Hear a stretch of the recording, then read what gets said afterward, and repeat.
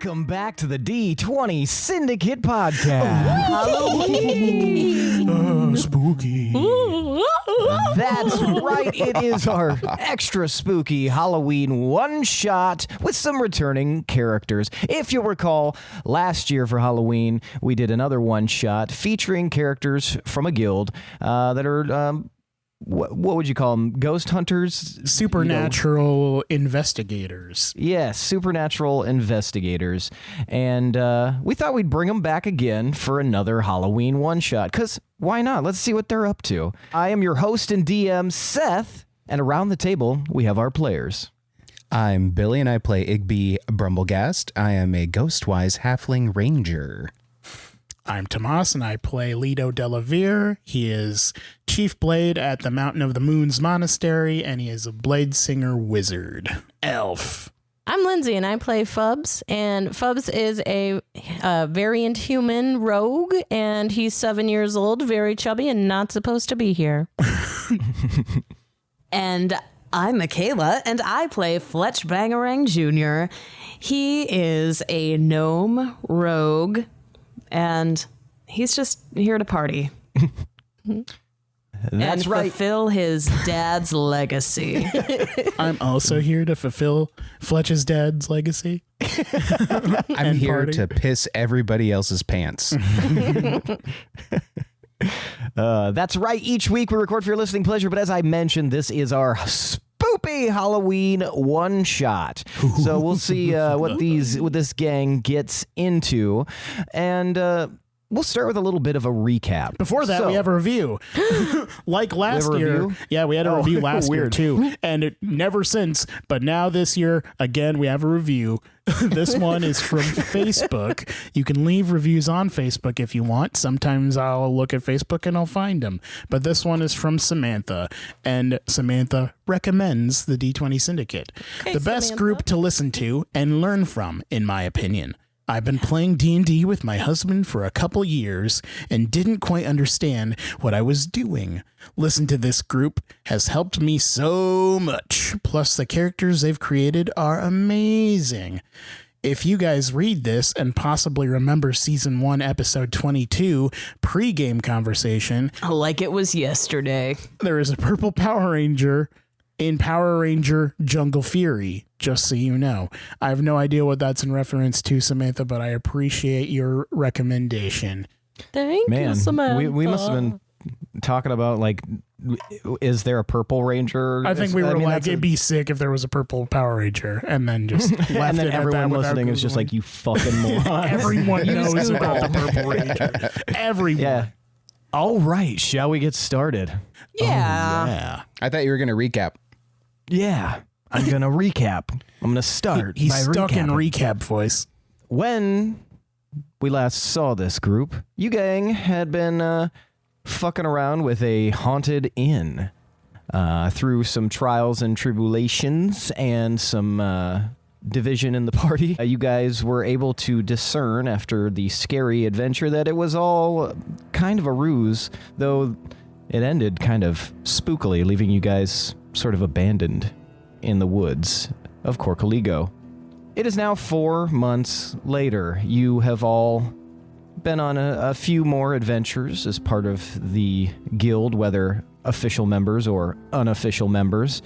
And Fletch, before Leto was the leader of the posse, you were the talker, but he was the one trusted to lead. But after some of the events, including the Haunted Inn events, the guild decided that starting with this mission, you were going to be the new leader of the pack. And that time with the werewolf, I really fucked that up.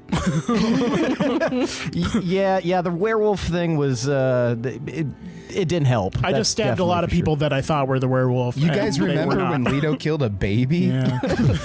More It like was a werewolf! more like lead to know mo. Anyway, continue. Not What more happened? like. Not more like. Less like. But this mission is a special one. You guys received your papers as you were, with your quest directive, as you were kind of having just a good old-fashioned relaxing shopping trip in one of the cities of Korkaligo, Lufatan. And Did you say Louis Vuitton? I said Lufatan. I would like to buy a purse, please. So that's Loufatan, Lufatan. And it Tons is of a loofahs? Or it's one quite a futon. fashionable. It's Lou's futon. We got to stop making fun of Seth's Yeah, names. this is. I'm sorry. We've gone too far. No, I picked a silly name on purpose. Oh, good. Then It is a very That's it. fashionable town. Lots of clothiers are here. It's famous for its handbags, and it's. But when you guys received your summons, it was a bit of a shock because the guild was indicating that you were going to have to leave Korkaligo after spending months and months here, learning the terrain, meeting the people, making some connections, and head to an island off the coast of Zugo. And so, you met up with a woman, an elf woman, named Perlessa. Perlessa was a gnarled old root of a woman with hardly much to say, and when she did say things, it was mostly mumbles and grumbles. She was well known as a navigator, but she didn't seem to really enjoy having been contracted for this specific mission, though you're positive that the pay was really good, considering the guild always pays their contracted employees very, very well. They like to see a mission through to its completion, and so they believe in hiring the best people for the job. And Perlessa was the one that they hired. So you guys all climbed into a large boat that moved by magical means and began your trip. Several hours. It was expected to take at least 8 or 9, and you left in the morning, and after some bad weather, it ended up taking about 12 hours to reach this island. So by the time you guys could see the island in the distance, rain had begun, night had fallen, and it was giving you guys this sense of ominous sadness. Something about this area seems off. And as you slowly made your way to this island, you began to see there is, on the shore, a large old ruined temple. And from the letter, you knew you were required to explore an ancient ruin, because it is believed that somewhere within is a missing member of the guild. They haven't been seen or heard from in over a month, and this was their last known whereabout. Who are we looking for? You are looking for Jonathan Stokes. You guys would know that Jonathan Stokes is a mid-level guild member. He's a human. You believe that he is from Veldalin originally, but much like many of the members, their origins can be a little bit shrouded in mystery. Some people like to have that sense of, mysterious allure. But Jonathan was kind of one of those blend into the background sorts of guys. Never really stood out much. Did we cross paths with him at all? You probably have before, but nothing that, like I said, nothing that really stood out a ton. He just was a member. But he, unlike many of the members of this guild, he was asked to go on this mission alone.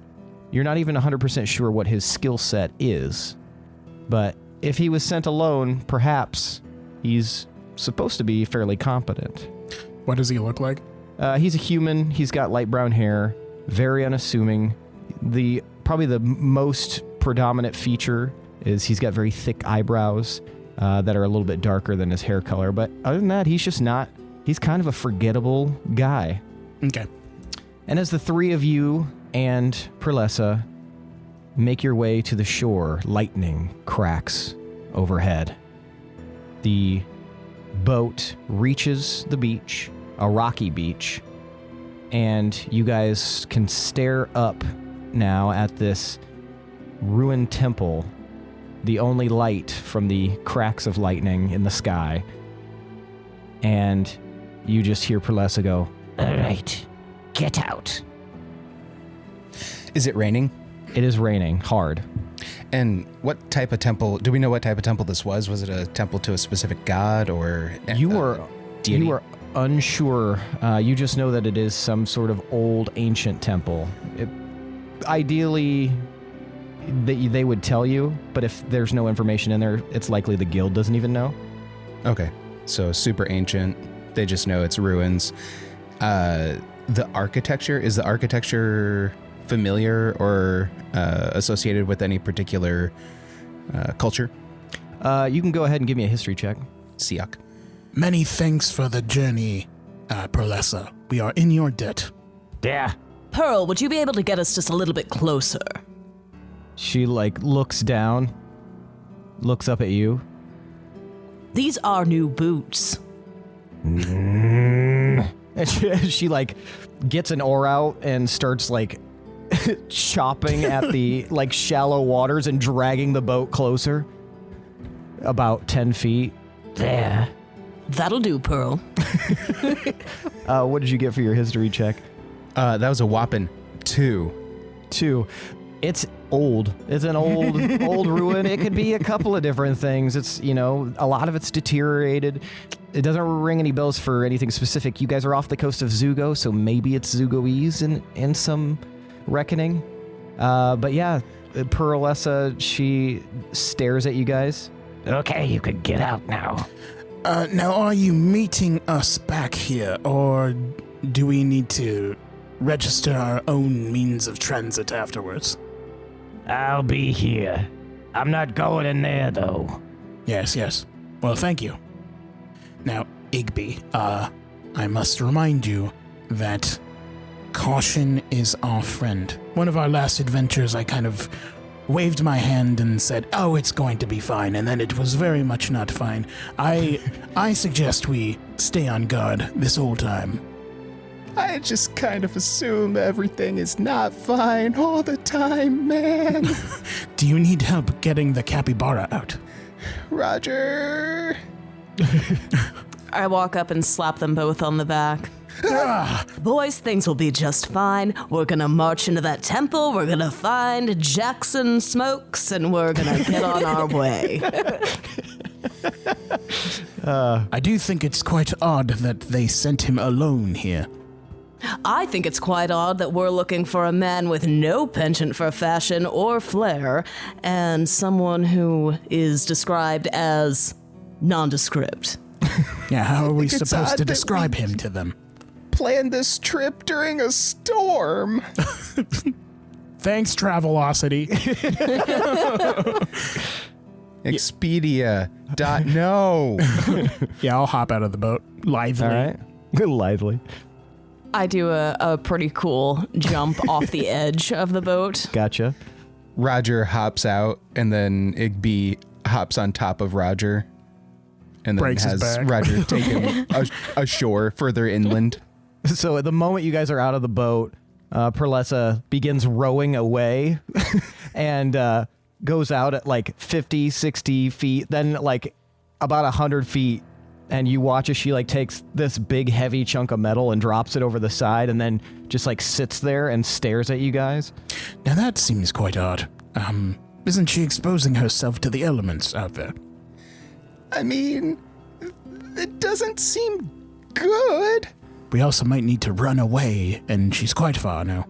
Anyway, this should be fine. We're just finding a guy, but on guard we shall remain. It's never fine. All right. So you guys approach the temple. As you do, you see that there are deteriorated pillars out front with one single access point to the inside, it appears. A long stone staircase. It's quite wide. It's about 20 feet wide.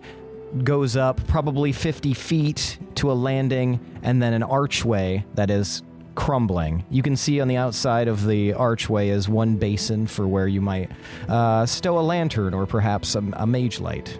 Since I'm a wizard, do I know how to light that mage light?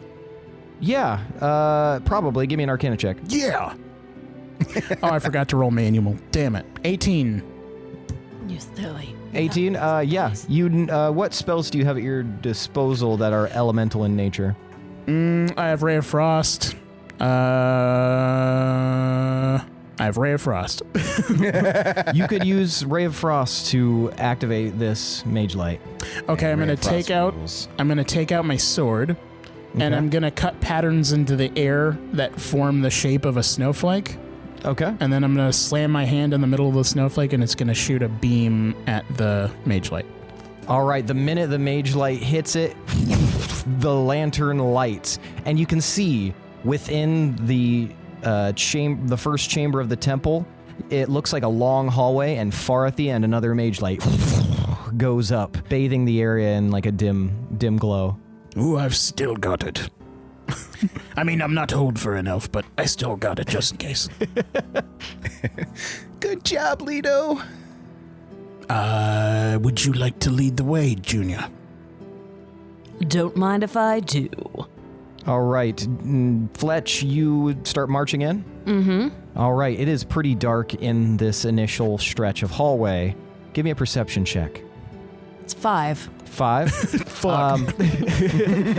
As far as you know, everything is good. You just start marching on in. All clear. As the rest of you, who's going in next? I mean, I'll take up the rear just because it'll Okay. be easier to protect Igby. Also, he's a ranger, so probably should have said Igby. him first. But yeah.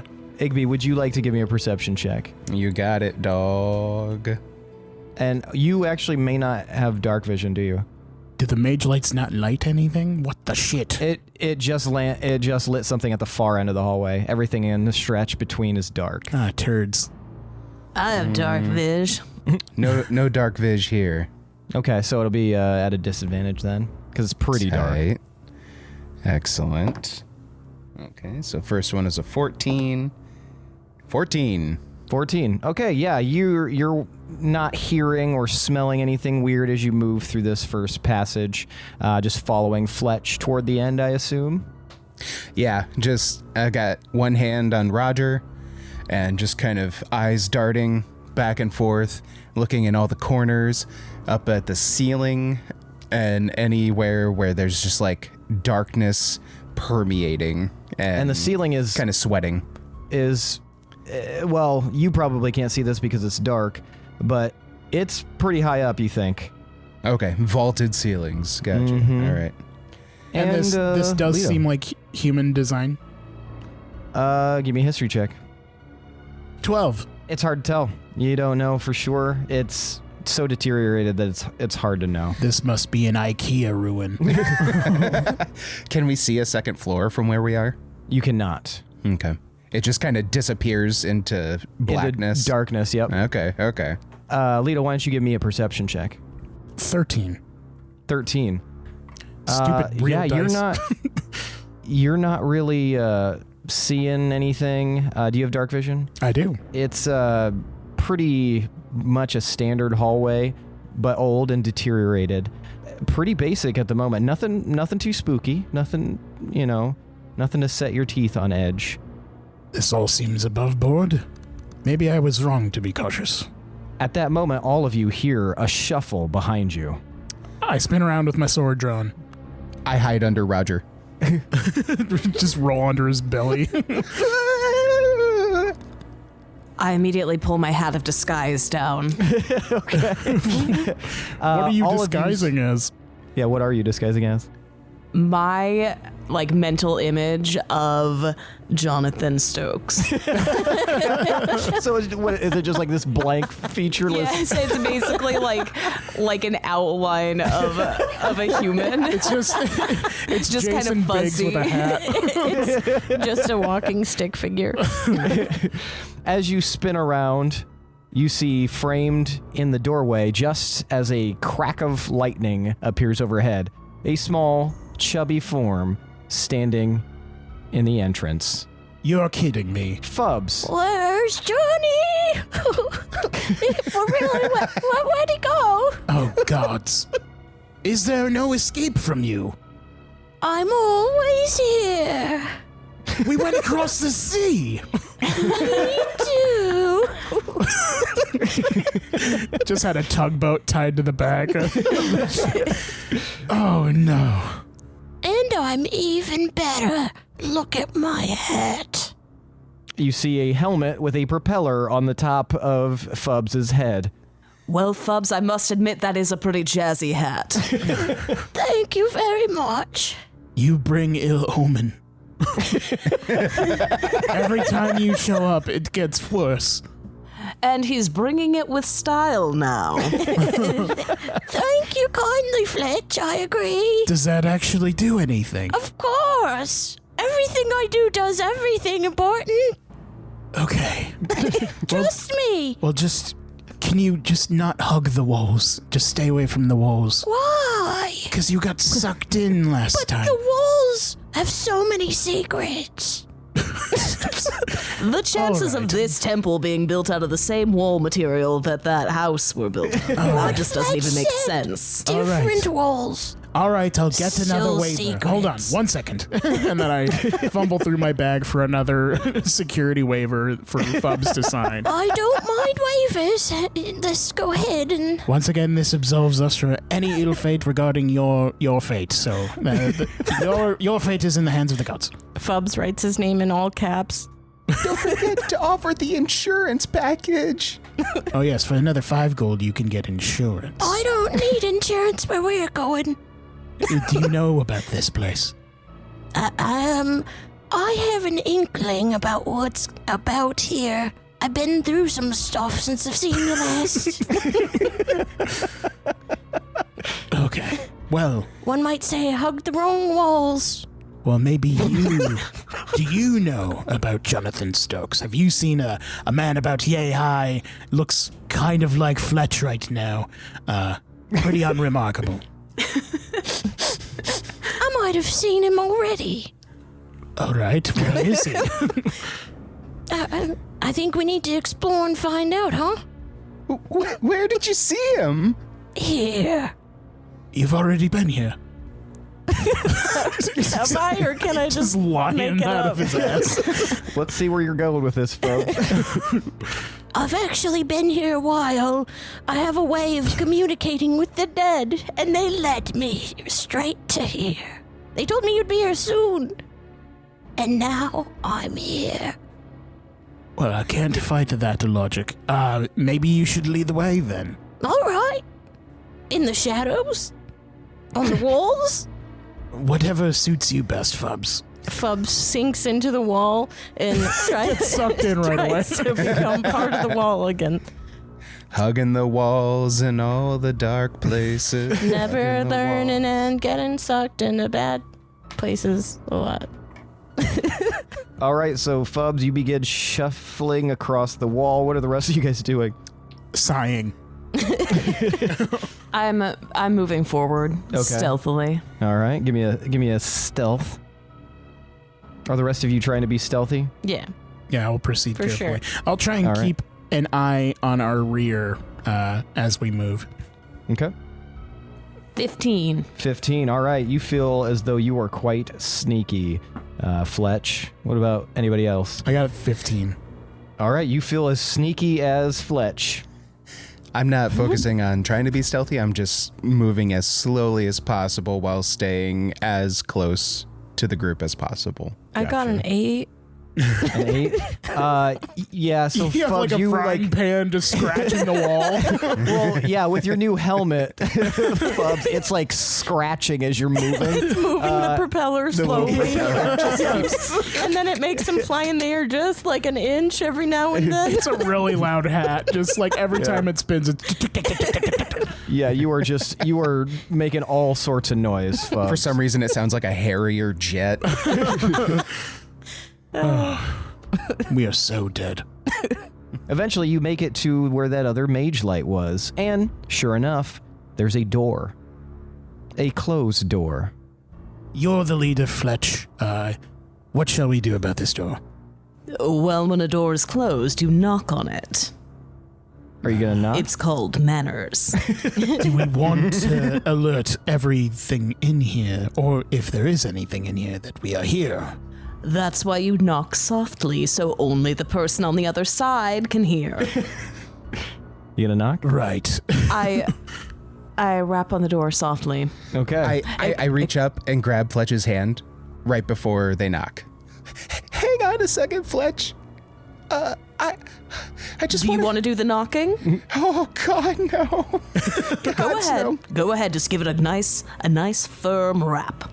I just think I want to get a better understanding of our surroundings. Can I try to sneak up and turn the doorknob? Igby, it's a door. That's a handle. On the other side, we might assume that we could find Jameson Storm or whatever. Just give me a second. Give me just 1 second. We should probably check to see if it's a trapdoor or magically locked. Fubs, give me your stealth check. Okay. 14. 14. What's everybody's passive perception? 13. 13. No, sorry, that's a lie. Yes, no, it's 13. 12.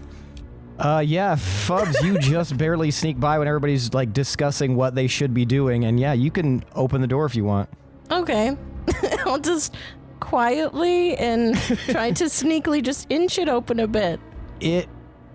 The moment you start opening the door, you just hear like a, and the rest of you guys see that this door is now opening. What the? When Fubs, you didn't even knock. When I talked to that dead person, they were like, just go all in. And so I'm opening all the doors because we gotta go all in, find Johnny. So you had direct permission from the owner of this temple No. that we could just go in? Nope. He smiled a little bit.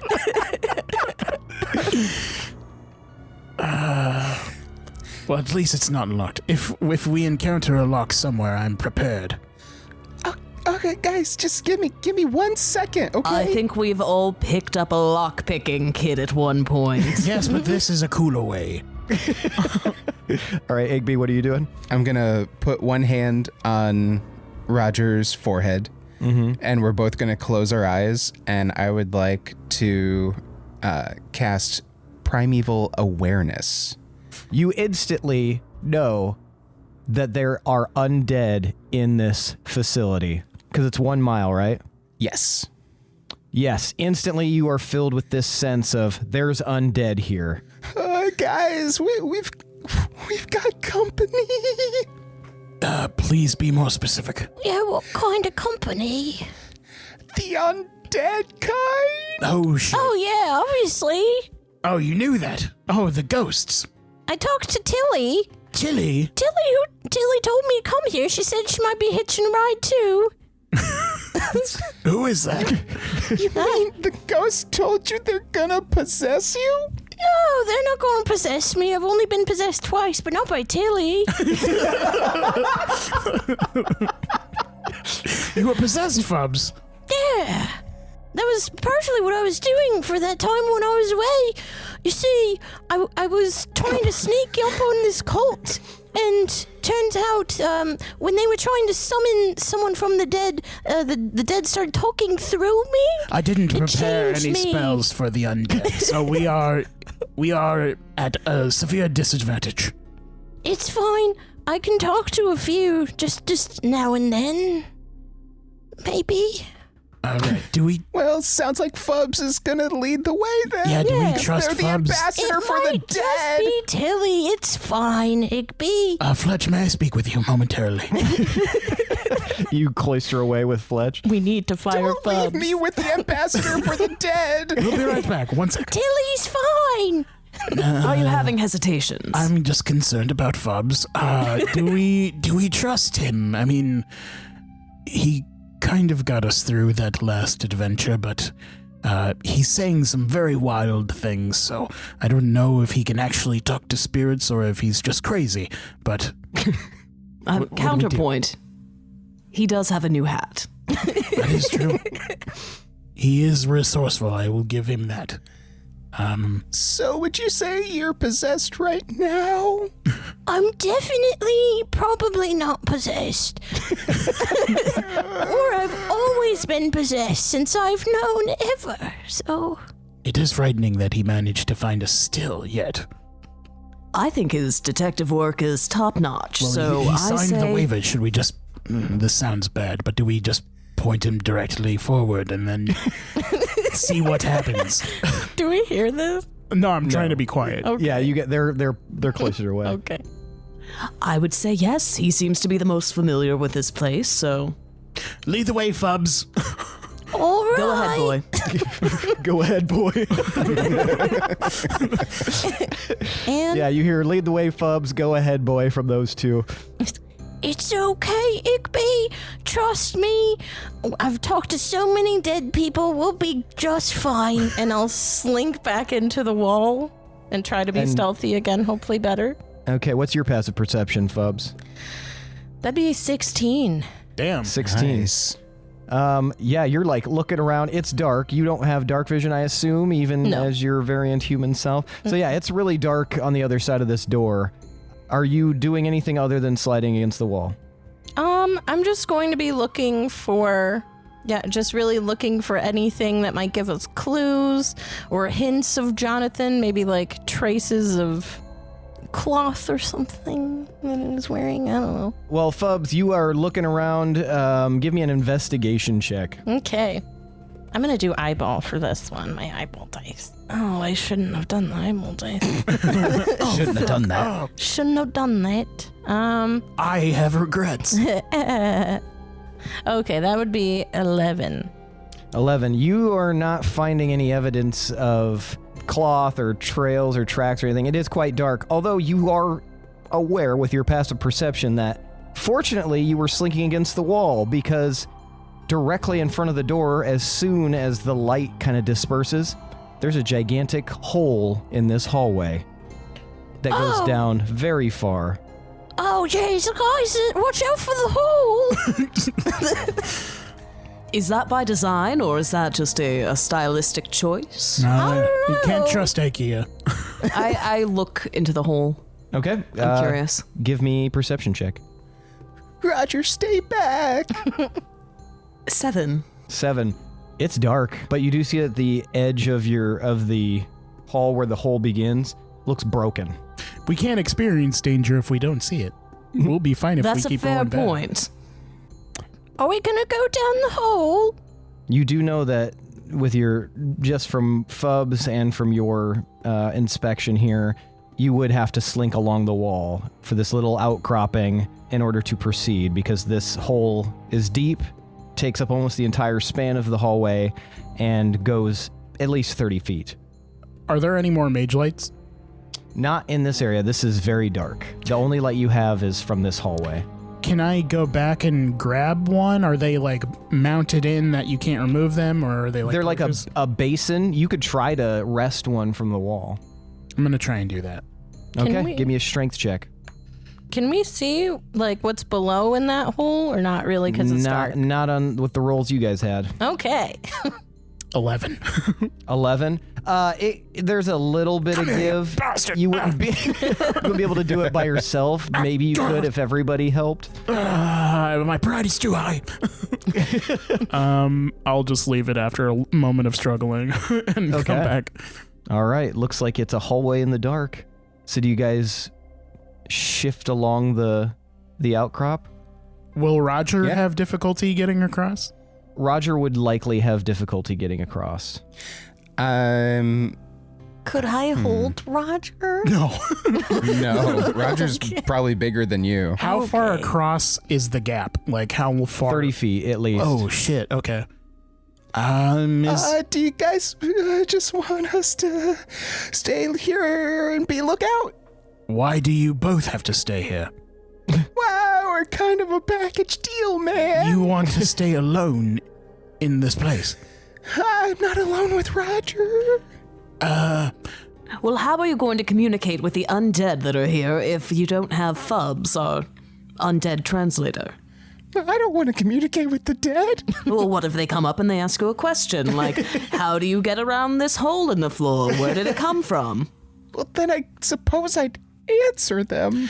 Is there something we can route a rope to around here that we could, pull the beast across?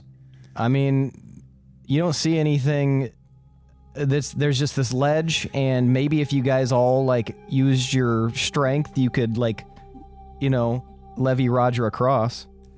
I do have this rope in my backpack. Roger, does that sound okay to you? You get like the sense of like, okay, like from Roger. Like, whatever. He's just Worried chewing acquiescence. on oats.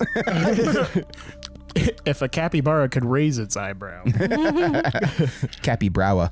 All right, so I'm gonna do like a little harness rope tie. It's 50 feet of rope, and tie the other end around myself. Okay.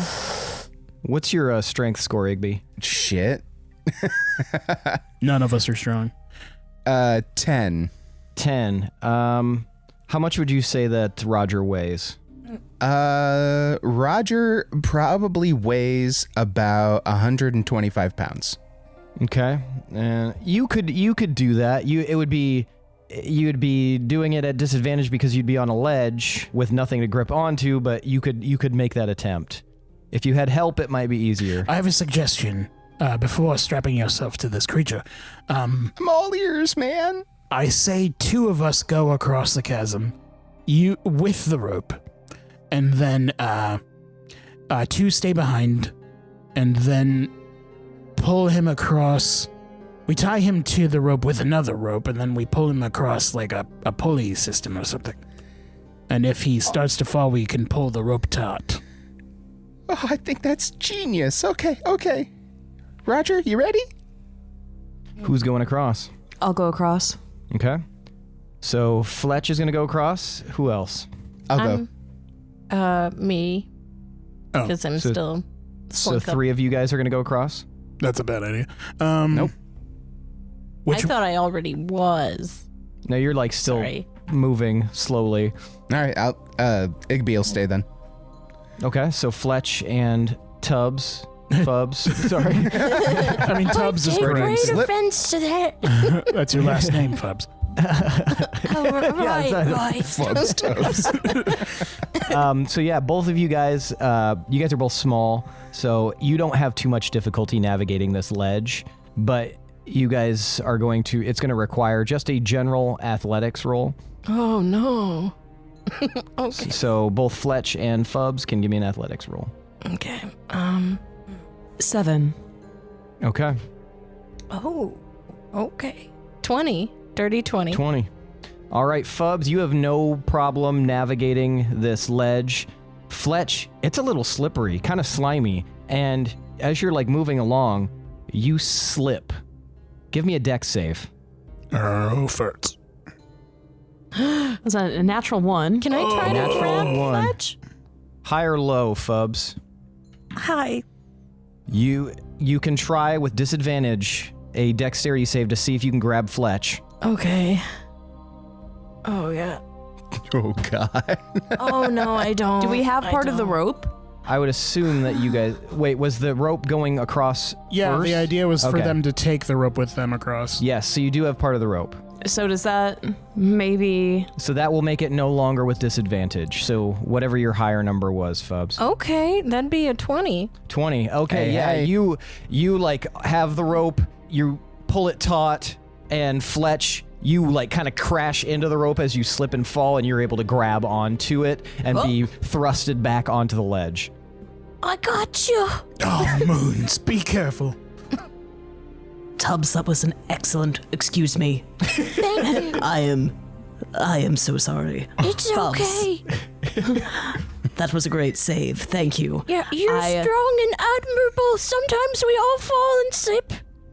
Before we move on, I'm going to change my boots. That makes sense. It was very slimy. I sit down and I take off my new boots that I purchased on our shopping trip that are for fashion, and I put on my standard issue boots. Excellent. And yeah, the rest of the time, it takes you no time at all to get to the other side, and you have no more issues. But you guys have the rope on the other side. Now what? Igby, are you... Wait, do either of us have dark vision? Yes. Yeah. Oh, okay, good. Fletch does. Good, thank goodness. Okay. Igby, are you skilled in rope craft? Not even a little bit. Seriously? I wouldn't joke about it. Well, I would say it doesn't really matter because I am skilled in ropes What and did you I say? still slipped. I can't tell what Fletch said. He said he's fantastic at this. He just had his fashion boots. Well, can Fletch come back and then tie the capybara up to the rope? Why didn't we do that before? You guys just started going. I mean, time is of the essence, I think. All right, so my sleight of hand is +3. Same. Okay. Is anyone actually better than +3? I might put be. your finger up. Nothing. Oh, you'd have to go back to tie this up. My sleight of hand is +4. Nice. What is yours? I go +3. back. You're gonna go back. Oh, fuck. Fletch is gonna go back. All right, give me athletics, Fletch. I believe in you. Hold tight, Fubs. You've navigated this, so you can have advantage. Yes. Hold fight, Tubbs. No. 12. It's No. you have navigated this before, but yeah, you've got it's not terrible, but you are being very careful, so it takes you a minute to get across and back to the other side. Okay, and I'm just tying up this beast. Yeah, if you would like to. I'm going to try and help by, like, describing what the idea I had as far as pulling it Okay. around. So with Lito's help, you can roll sleight of hand with advantage. Maybe a cross loop sleep knot. A Windsor knot. Not a double Windsor, though. That will strangle it. 13. 13. So that was with advantage? Yeah. Yeah, you're Okay, rolling so you're- poopy. You are wrapping this up, and you feel pretty confident about the job you've done. Secure, tight, you're ready to go. Are you gonna go back to the other side? Yes. Okay, give me another athletics roll. This one with advantage +2. You have now Okay. navigated it 2 times before.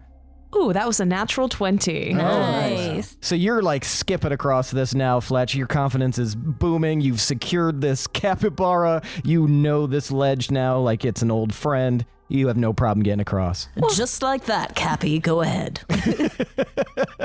All right, what's next on the agenda, guys? Trying to get Roger across. Okay. So what are Igby and Leto doing to assist in Roger getting across? So I kind of want to, since I'm taller than everyone, I want to like You raise. never stop bringing it up. I'm going. Okay, Igby, can you climb on my shoulders? So the idea we could raise the rope higher, and then by simple gravity, Roger will slide down safely to the other side. That's why you're the leader. I'm not the leader. Not yet. All right, and I start climbing up Lito's back to get on his shoulders. Oh, get watch on my his shoulders. sciatica. All right, you guys are raising the rope. Just an entire section of your spine evaporates. It like does the Tetris disappear. Okay. All right. Do we need to roll something for this? Or? Yeah, so it'll be strength. Oh, fuck me. A strength check for both of you. So one of you can help, the other one will roll. Okay, technically your strength is better than mine, so I will help. Fair. Oh no. Oh no. I helped you. Oh, yeah. Did you roll for advantage? Am I? Is it advantage? Is that what's Yeah. going on? Yeah. Okay, he's not just adding. Okay. No. Oh. You've got to be fucking Billy, kidding nah. me. Nah. 5. 5. With As- advantage? Oh my god. The first one was 4. Oh, fuck. As Roger goes up on the rope and starts sliding, you lose your grip on the rope, Igby, and Roger just immediately is just like, and spins off into the darkness. Fletch and Fubs, you may attempt to rescue this situation. Yes. How? Since you're holding the other end of the rope, one of So, you, did Igby let go of the rope, right? yes, it slipped out of his hands. There's like no way that they can do anything because like gravity. He's frozen. This fucker is just falling backwards. Okay. Just wait. You guys, one of you can give advantage and the other one can roll, but it is going to be sleight of hand. Okay, and yours is better, right, Fletch? Absolutely. With these new boots, you can do anything, Fletch. Well, these are my old boots. Right. I'll be here to help if you need me. Just having new boots fills me with confidence. New boot goofing. You know, Leto, it really does. I think things will be okay. Fubs, let's grab on. So you're going to have to act quick. This is advantage. Yeah, you'll have advantage on sleight of hand. Sick. 14. 14. High or low? Me? Mm-hmm. Hi. Okay, Fletch, you are able to like lasso the edge of the rope and wrap it around the capybara as it's sliding almost to the edge and like wrap it around and cinch it, but you guys have just a moment to yank it up before that lasso is going to lose slack and the capybara is going to fall. So I need one of you guys to help and the other one to give me athletics or for strength. I'm betting Fletch has better athletics. I have I'm +1. +1. Oh no. Oh no. Okay. I'll help you this time. Okay. Because I'm rolling balls. All right. Oh. Okay. So you have advantage. Yeah. Okay. 16. Okay, so with this loop, you're able to grab Roger, and the two of you are just like hand over hand pulling Roger up to the other side. And as he crests the edge, his eyes are like fucking saucers, just like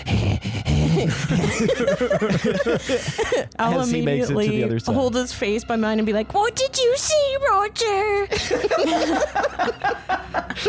Let this just not breathing reflect heavy. on my tactical abilities. That was Are a you, fluke. are Igby and Leader, you guys go to the other side now? Yeah. Yeah. Okay, Igby, you'll roll athletics normally. Okay. What's your athletics score, Leto? -1. Okay, you're gonna roll with disadvantage. This is a small ledge, and you are, as you established, much taller than everyone. Is there a way to argue for acrobatics? You could cartwheel. There could be. What do you have in mind? How would you acrobatics across this? You could gymnastics balance beam that counts. Yeah. What? Along the ledge, right? That's like balance. Yeah. I mean, I could. Do we still have the rope? You don't have the rope. No, it's on the other side. Okay. I don't know. I mean, if I'm trying to balance my way, if you chose not to like navigate by like just trying to like stay on the path, you could use balance if you kind of go out to the edge a little bit. Maybe you have good balance. Okay, I'll try that. Is it at disadvantage or? Perhaps could you sit on your butt and then kind of scooch? It is very slidey. I can. Just a careful scooch. What if I crawled? If I crawled like posterior, like just across like that. And you have dark vision? I do. Yeah, you could use acrobatics in that method, and I'll even give you a +2. There will be no disadvantage because people suggested you scoot along on your ass. Who's going first? That's an excellent question. I'll let you lead. Okay. Since Igby sees you as the leader, you're the Fred of the group. 19. 19. Yeah, you start scooting on your ass, like crab walking across, and you make it to the other side with no problem doing that. What a brilliant idea. New boot scooting. Well And what done. did you get for your athletics? I'm sorry, Igby. 15. Okay, yeah, you have no problem crossing. You're careful. Sick. You watch him scoot, and then you just follow right along. Now you guys are on the other side, all of you. After that harrowing adventure with the rope, you find that there is another mage light far down the path, and it looks like it arcs down. Maybe there's stairs, maybe it's just a slope. But what is everyone's passive perception? We've got 12, 12, 12, and 11. 16. 13. Oh, what was I thinking of? I'm 12. Yeah. Oh, Your measurements. 16. Your wingspan? Okay, yeah, you guys are all fine in this. You start to smell the scent of decay as you move along this passage. You do find that it is stairs. These stairs are slightly broken, but it's not too hard to navigate. And as you get to the bottom, there is another door. The mage light, was it lit already? Yes. Oh. You believe, based on your understanding of mage light, that Like they set off a chain reaction? yes. Okay. But usually on the same path. So that doesn't mean that all mage lights will be lit, but everything that's kind of affixed to the same path will be, probably. Guys, does it smell like that crypt that we went to in Rothia to you? This smells like my friend's house. Yes, it does have a dank quality to it. We must be on our guard even further. And if it's a friend of Fub's smell, then we should probably be more cautious than before. Any friend of Fub's is a friend of mine. Yeah. Yes. I don't know if they smell like this. Let's just find Stinky this. as they may be, Fub's is an ally. Yeah. They died of natural causes. It wasn't even anything bad. Erolon's light. Is this door locked or cursed or something? We should check it before touching it this time.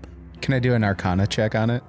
Yeah, you can use Arcana to see if you recognize anything that might be arcane in nature. I will join him in that. I was then actually you can have the help action. Yeah, I was actually instead of Arcana, I having trouble switching. Gotcha. From character from brains. Yeah. Yeah. I don't want to do an Arcana check. I would like to do a survival check on it. I will do an Okay. Arcana check. Sick. So you're gonna do survival. You're looking for like any traps or anything like that. Yes. Okay, and you're gonna do an Arcana check to see if you recognize anything that might give you a hint of magical trapping or anything. Yes, sir. All right. What are the rest of you guys doing? I'm going to be at the ready. I would want to open the doorknob at Tilly's request, but I'm being courteous since they seem to want to investigate it. So I guess I'll try to investigate it too, maybe. See if there's Okay. some magical qualities going on. Okay. Yeah, can I just do a general investigation? Yeah, you can. One of you can do the help action, or one of you could do the perception if you'd like instead. I'll do perception. You'll do perception. Okay, so Fletch, give me a perception check. Fubs, give me an investigation check. Leto, give me an Arcana check, and Igby, give me a survival check. I got an 11. 16. Okay. 17. Okay. I'm sorry, Fubs. It was investigation, right? Yes. 6. I'm like sweating, really wanting to open the doorknob because it's what Tilly told me to do. And Yeah, you're like Hat is looking at the oversized ground and very it- reaching like slowly and then pulling my hand back. So yeah, Fubs, your investigation doesn't yield any results. Alito, with your Arcana check, you're not seeing the usual sign. You don't see any runes or any sort of like magical symbols that might indicate something magical trapping this door. Igby, with your survival check, you see that there's a tab, like a metal tab at the top of the door, and you know that this door is a pull. So in order to utilize this door, it would have to touch whatever this tab is. And Fletch, as you're using perception, you hear very, very slightly. You got a 17? I think, yes, 17. Okay. You hear what sounds like wind gathering from the other side of the door. It sounds like it may be a little breezy back there. Maybe they left a window open. Maybe they're dancing a lot. Just breakdancing. Leto and Igby, do you indicate what you have or haven't found any signs of? Yeah. And how far up is that tab? It's 8 feet. Yeah. So I kind of thumb up at it and I say, I'm gonna try and get up there, Roger. And I motion for Roger to come over.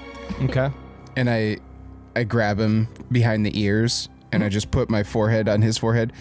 I'm so glad you're okay, man. I'm so sorry. I almost let you go. You feel like the sensation of hungry. I reach into my pack and Truly I pull out unquenchable bond. I pull out a handful of peppermints Okay. He just greedily starts eating them, gobbling them down, just And I'm gonna so I have kind of a makeshift saddle on Roger, and I'm just gonna put my left foot in the stirrup and hoist myself up and then stand on his back to try and reach this tab. Okay. Yeah. You get close to the tab, and you see that this is definitely some sort of trap. You know that if this door opens and touches that tab, something will happen. Guys, before we go any further, I'm gonna try and disarm this trap. Oh, it's a trap. Is anyone else familiar with traps? Could lend a hand. We all look at Fletch. I suppose I could give a hand. Do you want to give the help action to Igby? Yeah, what skill though? We'll use survival on this. Sweet. Well, with this one, it may require sleight of hand because you already used survival to find this trap. So you can have the help action with sleight of hand in order to disarm this trap. Okay, so sleight of hand at advantage? Mm-hmm. See. Yeah, so Fletch, how would you assist Igby? What words of encouragement or wisdom would you be imparting? So you see there's a tab there, and we don't want the door to hit the tab. Otherwise, unknown peril will come. So what you need to do is find a way to keep the door from hitting the tab. Go ahead. So astute as always. Go ahead I and don't know roll what with I would advantage. do without your tutelage. 16. 16. So yeah, you're thinking, how can I make sure that this tab does not hit the door? And you're looking, you're you got your eye up there, and you see that there's a little pin, almost like a hinge on it that can be pulled out, and the tab can be flipped back so that you can open the door without touching the tab. Excellent. I do that. Okay, you do it. Flip it up. Looks like it's disarmed. All right, guys, I think we're good to go. Excellent. And I hop down off of Roger.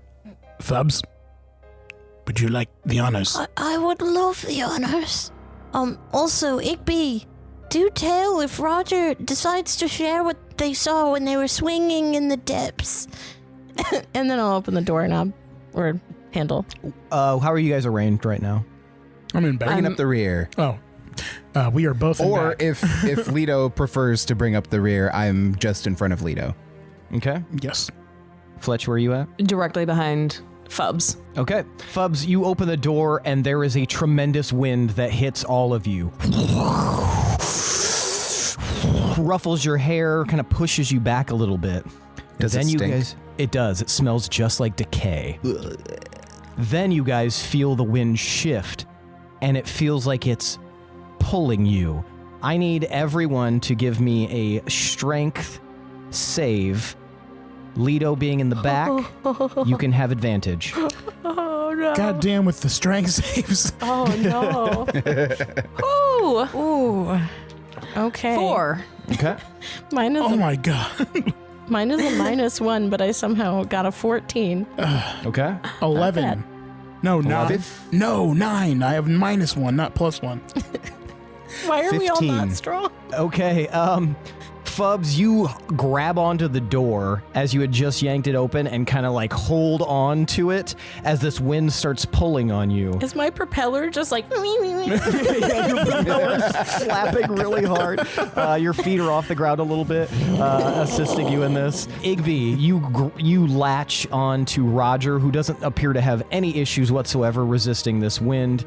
Still just crunching on peppermints. Yeah, just Leto and Fletch, you guys are both yanked from your feet and yanked down into the darkness, and the door slams closed. Wait, down into the darkness. Where? Beyond in the Into the room? into the room. Okay. And then And- did the door close with us on the room side or the other side? The side you were originally on, so yes. You two are in front of the door that you just opened. Well, that's and it's slightly now better closed. because I had pictured us just falling backwards into the pit. No, you were yanked forward by this decaying wind. All right. Roger, Igby, and Fubs, you are on the other side of this door. I love how Igby didn't want to be with Fubs. And now. All right. So it looks like we're gonna cure friends, Beck. Are you ready for this, Igby? I don't think I'm ever ready for anything, man, but let's do it. Well, okay. I don't exactly know what to do. Can I try? Didn't your ghost friend tell you Yeah, what you needed to do? could I try to roll history or something to see something I might have learned in the past if this has happened before? You can do a skill check on certain things, right? I can't. So, with my thing that's communicating with the dead, it's Whispers of the Dead mainly that does That's it. performance. So, Gotcha. yeah, so shorter, long rest, then I can choose a skill or tool proficiency that I lack and gain it, and then a ghostly presence shares its knowledge with me. And you chose performance, so you don't know if this is going to help in this situation, but you can give me a history check. Okay. You just won't have any advantages to it. You chose performance. Yeah, he does. He does a shadow like interpretive dance. That'll help. Yeah. It's just the Napoleon Dynamite dance. I didn't roll Jamiroquai good. starts playing. Oh wait, can I roll physical instead? I didn't mean to roll this way. Nope. Whatever I know. you got, you got. It was 7. My mistake. Yeah. You can't remember anything, having experienced anything like this before. Okay. What happens if I try to open the door again? You're going to try? Yeah, maybe slowly, like just to see if it like snaps back from the wind or if like the wind settled. Like try to test that force maybe? Gotcha. You try opening the door again slowly, and as you do, you hear a... The minute your hand pulls on the handle, next to you guys, the wall begins to recede. And there's another passageway directly to your right. The door itself did not open. I told you walls hold so many secrets. Well, let's go, Igby. After you, little dude. All right. Are you going to march in, Fubs? I will, but also trying to be very like stealthy, like holding my hands up, looking both ways, and Okay. Gotcha. So you can give me a stealth roll. okay. You're like a supernatural crossing guard. Let's see. 13?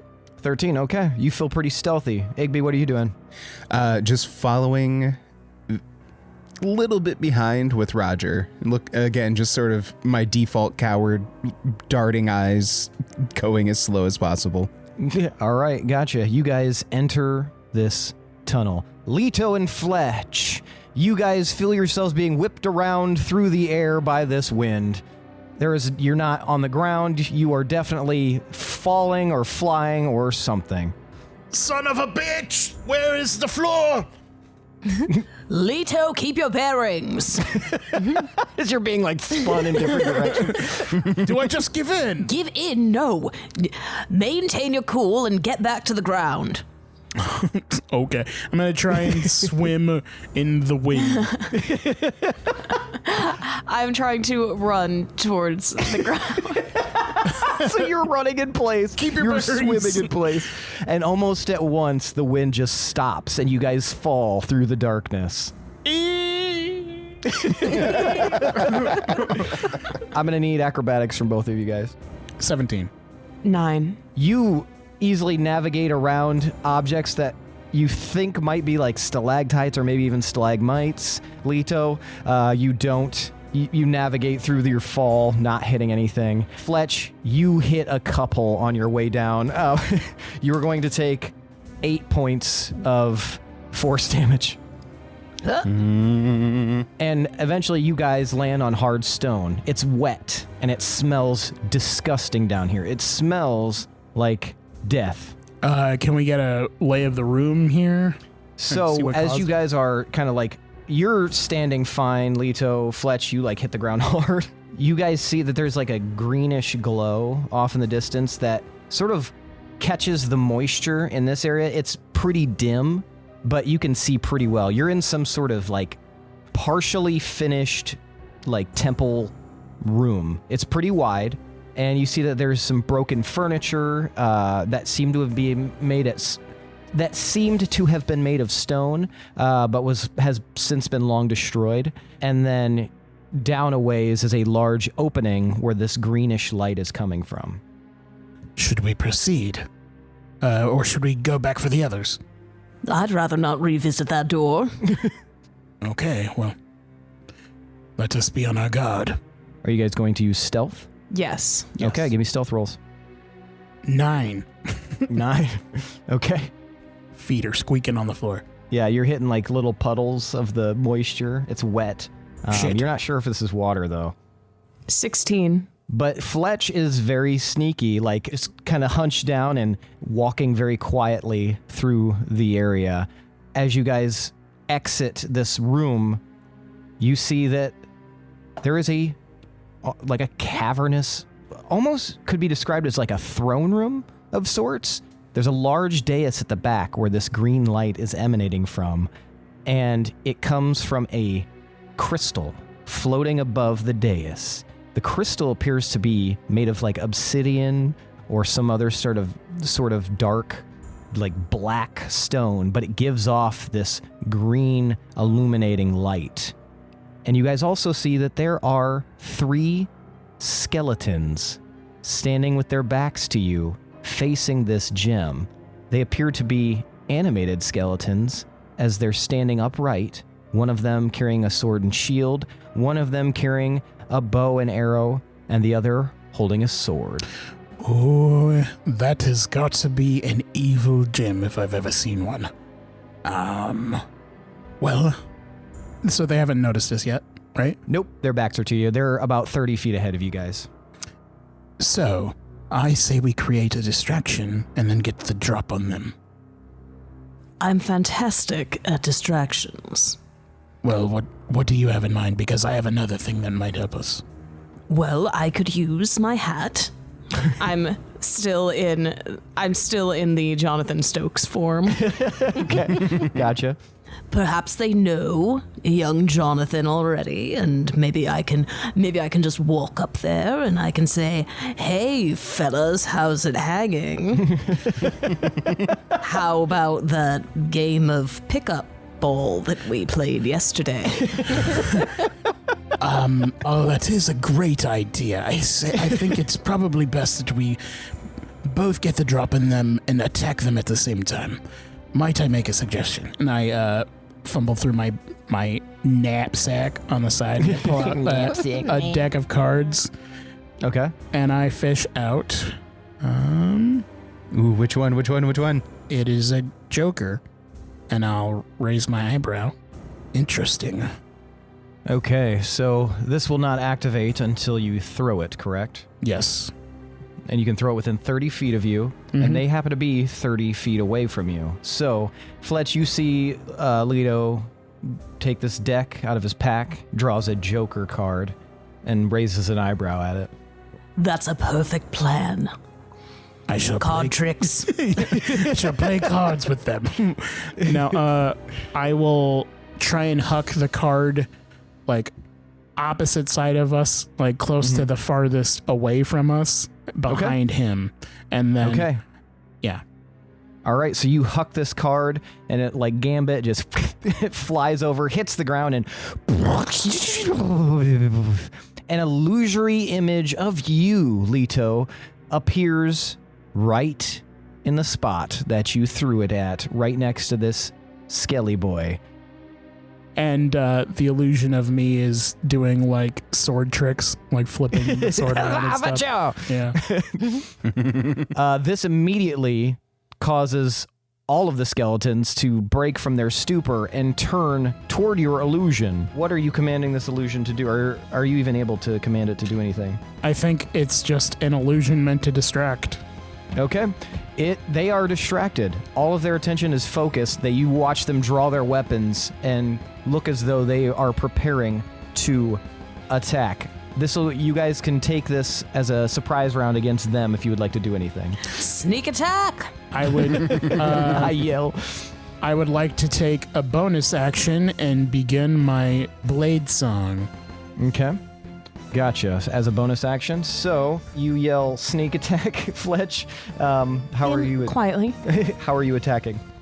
I'm going to attack with my short sword from behind. Okay, so you're going to run up and slice him.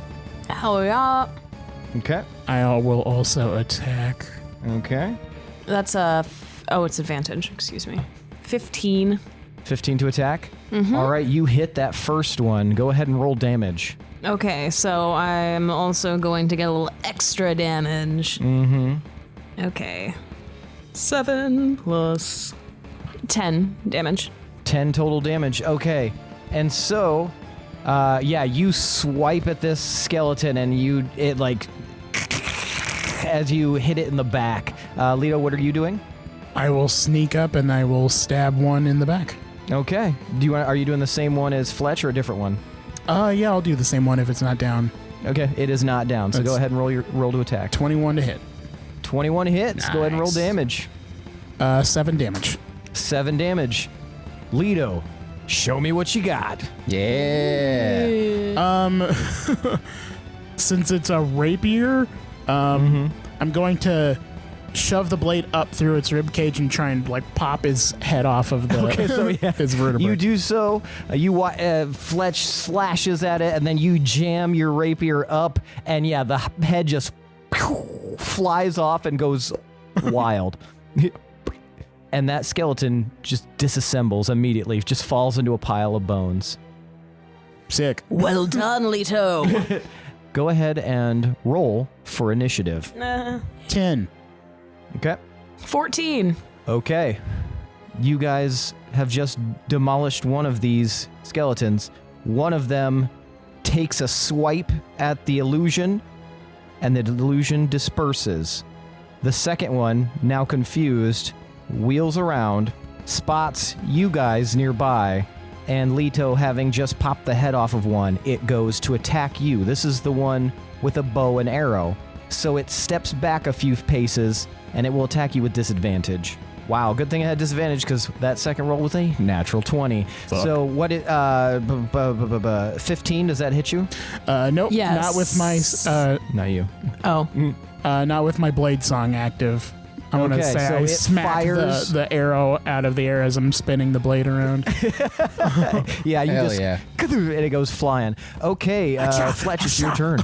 Okay, how close are they to me? One is 10 feet, one is 5 feet. I'm going to attack with my short sword. Okay. The closer one. 22. 22. You hit. That's 5 piercing damage. Plus your sneak attack. Does this count as a sneak? If you have advantage, yeah. Ooh. 12. 12. All right, you get this one with a big, nice swipe. Lito, it is your turn. It's still up. How many are left? Just 2? There's 2. There's one that just fired an arrow at you and one that Fletch is engaging with.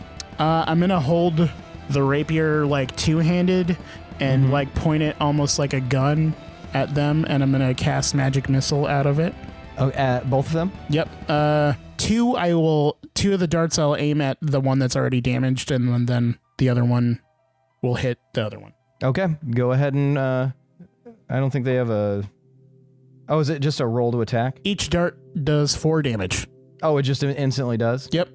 Okay, the one that Fletch was engaging with, it gets bombarded and it looks like it's on its last bone, but it is still up. The other one is going to take the damage and seems fine. Nice. Fubs and Igby. Yeah. The moment you guys pass the threshold in that tunnel, the wall goes back up, submerging you guys in darkness. Oh, Igby, not do you again. have dark vision? Nope. So you guys are in complete darkness. Yeah. Yeah. Tight. Bumps did this last time. Yeah. I do have a torch and a tinderbox, though. Okay. Okay. Yeah, if you want to take a moment, you can definitely light that. I will do so. Okay. So the torch goes up, and you guys see a long stone hallway that arcs off to the the left, as you look at down about 25 feet, 30 feet in that neighborhood. Then it hangs to the left. The stone of this place, it's a standard size hallway, about 10 feet wide, about 20 feet tall, but you see large gouges on either side, as if something heavy was dragged through here. Okay. Fubs, this is giving you some flashback vibes a little bit. This feels really familiar. Nice to not be alone this time, though. Did your ghost friend tell you anything about this hallway? No. That's super helpful. I know, we just have to shove on past, go through, be brave, and try and guess what they were dragging through here. What was that? The big things on the wall. Maybe a big treasure chest. All right, so Igby's gonna start shuffling forward, holding the torch up. I'd like to do a survival check to look for any traps or stones that are out of place, that sort of thing. That is a 21. 21. As you're examining, putting your torch all around, you do see that on the ground, one of the flagstones is a slightly different color than the others. And it also looks like it's got, where the rest of them are kind of mortared in, this one looks like it's almost loose, indicating to you that this could potentially be some sort of pressure plate or trap of some kind. Mind this one. Don't step on this one. This is a bad one. Are you sure? Positive. Don't step on it, little dude. Okay. And you guys head along. That's the only one that you see in the immediate vicinity. Are you going to take that left turn? Yeah. Okay, you guys hang left. You walk down another hallway until you reach a dead end. Oh, buckets. All right, gonna look around here for another discolored brick. Okay, give me another investigation. Are you going to do anything, Fubs? I'm going to just look around really closely, see if I can perceive anything like out of place or like. All right, give me perception. Okay. I got a 5. A 5? For investigation. Why am I rolling digitally again? 14. 14. But my passive is 16. You're moving around, looking, like kind of trying to examine, see if there's any discoloration. You're not seeing anything, Igby. This dead end is kind of creepy to you, like almost like, is there going to be enough air in here? This is a sealed off passageway. Is the torch going to burn all of our remaining air? Are we going to suffocate in here? And then Fubs, you're glancing around and you see up at the top of this dead end, right almost near the ceiling, is a small hole. But it's about 18 feet up. Well, do you mind if I borrow that torch? There's something up high. Maybe it's way out. Where? Up there. And as Fubs points, then you can see that there's this maybe silver dollar-sized hole up near the ceiling. I don't know about you, little dude, but I'm not fitting through there. Neither is Roger. Maybe all we need to do is look. How you gonna get up there? I have my ways.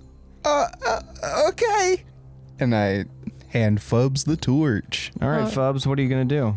I am going to use my propeller helm. Okay. I can't lift up Igby with that, right? It's like the levitate spell. Could I grab him? I don't think it allows you to take anything with you. I think you can check. carry your carry weight. Does it? What I read said, like, I think maybe I think like it'd be like a strength check like normally, if my understanding is right. But that was like a quick Google check, so I don't know if that was legit. The spell can levitate a target that weighs up to 500 pounds. An unwilling creature that succeeds on a con save throw is unaffected.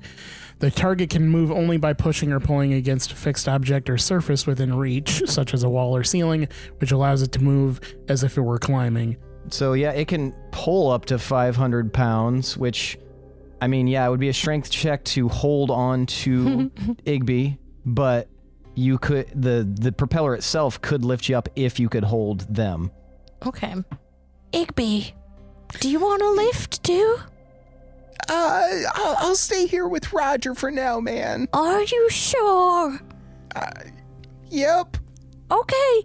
and Fubs is going to hold on to his spinner and he's going to turn it and then like hold his arms down and his chest up. And Igby, you watch as Fubs just soar up into the air with a loud expressive ee. Far out. Yeah, Fubs, you get up to that hole and you see that it is kind of dark, but as you hold the torch up to it, you see at the back there is an arcane symbol of some kind within this hole. It goes in about 3 inches and there's some sort of arcane symbol. Is it infernal? No, it looks to be if you could do like an arcana check to see if you recognize it. Okay. Yeah, I'll try that. Okay, give me an arcana check. Maybe do I wanna... yeah, that was a 3, so I'm not gonna get that. Yeah, you don't recognize it. Okay. Can I see through it at all? It looks like a stone. So you've got this like hole, this like, you know, circle hole about 3 inches deep, and in the very back of it is this symbol. Okay. So, can I try to investigate around this area? Or like, is there anything I'm missing, or is this just it, probably? This is pretty much it. Yeah. Okay. Then I will fly back down. Okay. And try to explain the symbol I saw to Igby. Have you ever seen anything like that? Okay. Have I seen anything like that? give me an arcana check, Igby. 0. 0. You've never seen anything like that before. Well, if you haven't seen it. Okay. Possibly a new plan. Can I have the torch back? Sure, you can have the torch back, but oh. Yeah, I didn't. Or okay, we could maybe I could like just give it a quick poke. I didn't think to do that at the time. Should I try that? Okay, back up. So you fly back up? Yeah, without the torch this time, but... Okay, gotcha. So you fly up into, you start to go into the darkness outside the area of the torch. Okay. As you get up there, you see that this rune is now glowing. Oh, interesting. Now that there's no light touching it. Okay. I'll try and poke it. With, your finger? Yeah. All right, you stick your digit in there and give me a dexterity save, Fubs. Okay. Shit. Okay. Dirty 20. Dirty 20. Oh, I like 18. 18. You move your finger out of the way just as the circle closes around where your finger just was, and you hear this. Igby, I need a dex save. Whoa. Oh, fuck. All right. Shit, yeah, 22. 22. Okay. Igby, you leap back out of the way as you feel the floor begin to fall beneath you. You leap back about 5 feet, and the entire floor falls like a trapdoor. Ooh. Then, give what's you guys' passive perception? 16. 13. 16 and 13. You hear a weird sound, Igby, that you can't quite recognize. Fubs, from your vantage point, you can see down the hallway that now there is this black ichor beginning to roll towards you guys from the way that you came. In the way that a river would, or the way that lava would? It would be closer in viscosity to a lava. Okay. So it's moving slow, but Okay. it's definitely some sort of sludge. Gotcha. All right, and nothing else has changed about our surroundings? Just that trap door and this now coming down the way. Maybe we should. All right. Maybe. What if we stepped on that brick we're not supposed to step on? What if it opens another door? Or we slide down the chute? On it, dude. And I run to the discolored brick and stomp on it. You're gonna stomp on it? Yeah. Give me a dex save, Igby. All right. Okay, dirty 20. All right. Dirty 20. Igby, you jump out of the way as a gout of flame shoots up from that pressure plate that you just stomped on, God damn this hallway. filling the area you were just in with just like this wall of flame for a second. However, what is burned away is instructions. Right in the what? ring, on the wall and the ceiling, where what was just burned away, you see a line of instructions repeated over and over. What languages do you speak, Igby? Common, halfling, infernal, and telepathy. So in Infernal, you see that the instructions say, speak loud the words that will enter your mind, and you shall have safe passage. And you hear in Infernal, Garaka, which means ladder. Fubs, you see a ladder materialize on the side of this open trapdoor hole. Okay. So, like, going down into the hole? Yep, going down into the hole. Okay. All right, it appears there's one way down. Shall we go? All right, let's step on it, Roger. All right, you guys book it towards that hole? Yeah.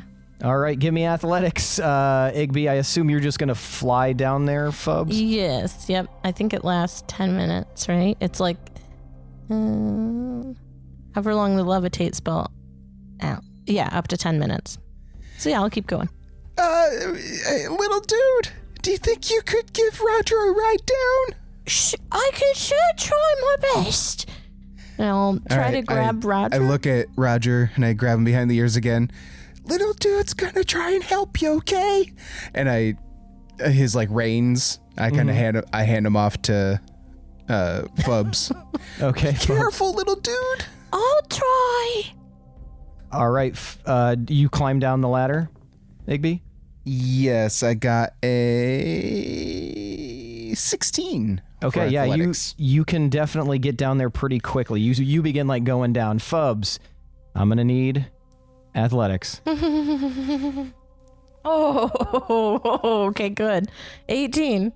Oh, sick. 18. Fubs in some otherworldly, like maybe it's adrenaline, maybe you've just tapped into a little bit of secret strength in your body, but you're able to grab on to Roger's like saddle and harness and hold on and go over the edge and keep him aloft as you float down. Nice. Hell yeah. Hold, Roger. Hold for your life. Leto and Fletch, you guys have been fighting off these skeletons. It is now their turn again. The one facing you, Fletch, has just a sword and is going to swipe at you. 14. It hits. It hits you. Okay. So it swipes at you with its sword, and you are going to take 6 slashing damage. The one with the bow and arrow is going to fire upon you, Leto. Does a 6 hit you? I'm going to assume not. Nope.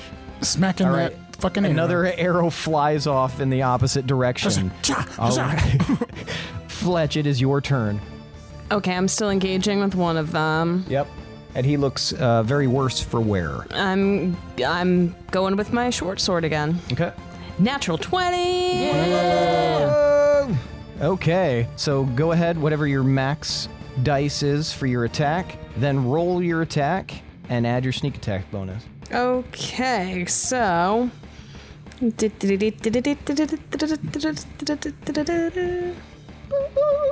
don't know how that turned into that. Legally, we can't have Barracuda playing, but listeners, put on Barracuda right now. That's 39 damage. Holy shit. Jesus. Damn. Fletch. Piercing. Fletch, show me what you got. What does 39 damage look like to this creature? Well, he got me pretty good. I'm not feeling fantastic. So I hunch over. I'm grabbing. Where did he get me? He slashed you across the stomach. Oh, I grab my stomach. I look at the blood on my fingertips and back at my short sword. I say, Papa, protect me. And I wildly approach, swinging my short sword. Okay. And I'm just slashing. all right, you slash in like this tornadic fury, and you just slice this bone creature to ribbons. It is like bone dust on the ground when you're done. There is hardly a large piece left. And afterwards, I kick the bones from the ground. So there's just this like cloud of bone dust in the air. Mm-hmm. All right. Leto, you watched Fletch just completely dismantle this skeleton with a swirling dervish of sword blade. It is now your turn. I will run up and close the distance on the bow and arrow guy, and I get a 24 to hit with my rapier. 24 to hit, you hit. That's 4 piercing damage. 4 piercing damage. All right. It takes the attack and it like clicks back at you, and it winds up to fire. So it's going to attempt to disengage from you. Well, not actually disengage. It's just going to try to back up, giving you an attack of opportunity. Because it knows it has a very low chance of hitting you from point blank range. 22. 22, you hit. Okay. Nice. 11 damage. 11 damage. So as it goes to jump back, Leto, show me what you got. Yeah. I'm going to basically just poke all of its ball and socket joints. I'm going to poke both of its hips and then both of its shoulders. And then I will like jump kick his head off. Its head just goes flying off into the distance, and the body just collapses into a pile of bones. You guys are left in the glow of this large gem. Okay, now, what the hell is that? Go ahead. No, you go ahead. What were you going to say? I was just going to ask if I can, like, what I can tell about the gem. Okay, give me perception. I will try and investigate or arcana the gem, if possible. You'd have to get pretty close to investigate it, but you can, if you want to do arcana, you can do that. All right, I'll go up towards the dais more. Investigation? You did perception. Oh, shit. Good. 22. Okay. 13. 13. Yeah, there's some bad juju coming off of this stone. There's something definitely evil about it, Fletch. It's hovering very menacingly, very inappropriately even. Just softly its pants are spinning. Softly spinning with this green light. This entire chamber smells like death. You're not sure what the method is that is floating, but it's definitely something magical is holding it in place. It gives you this really bad vibe. Leto, with your 22? Yes. 22, you can tell that this holds some sort of necrotic power within it. Just the general smell of the area, the greenish vibe that it's giving off. You remember one time a few years ago when you guys were on a mission and you fought that really shitty necromancer. He was not very good as a necromancer. All he could bring back were baby bird skeletons. But based on the skeletons here and all of this, all of that kind of, confluences in your mind, and you're like, there is very strong necrotic energy coming off of this gem. I get bad vibes, Leto. I wonder if I could probably cast a spell that does necrotic damage at it to see if it absorbs it or bounces it back. I could also spend like 10 minutes really getting deep and dirty with this thing, but I have to touch it to do so. I would advise against the touching of the gem. All right. As it smells bad. All right, maybe take some cover then. All right, as you go, are you going to take some cover? I sure am. As you go to take some cover, you guys hear, and then you hear yelling, "Can you help? Can you bring Roger down? I got it!" And you hear like the conversation that just happened up above. If you were to look up, you would see a trap door has opened up and a long ladder materializes along the wall. Igby appears from this trap door. Igby, as you look down, you see you're in this large throne-like room. And you can see your two companions far below, about 80 feet below you, as you're starting to go down this ladder. Fubs as well. You begin to ascend downly. It happened naturally. Ascend downly into this hole, holding Roger by the harness and saddle, and you too can see Fletch and Leto about 80 feet below. Thank the moons. Leto, hold fire. Holding.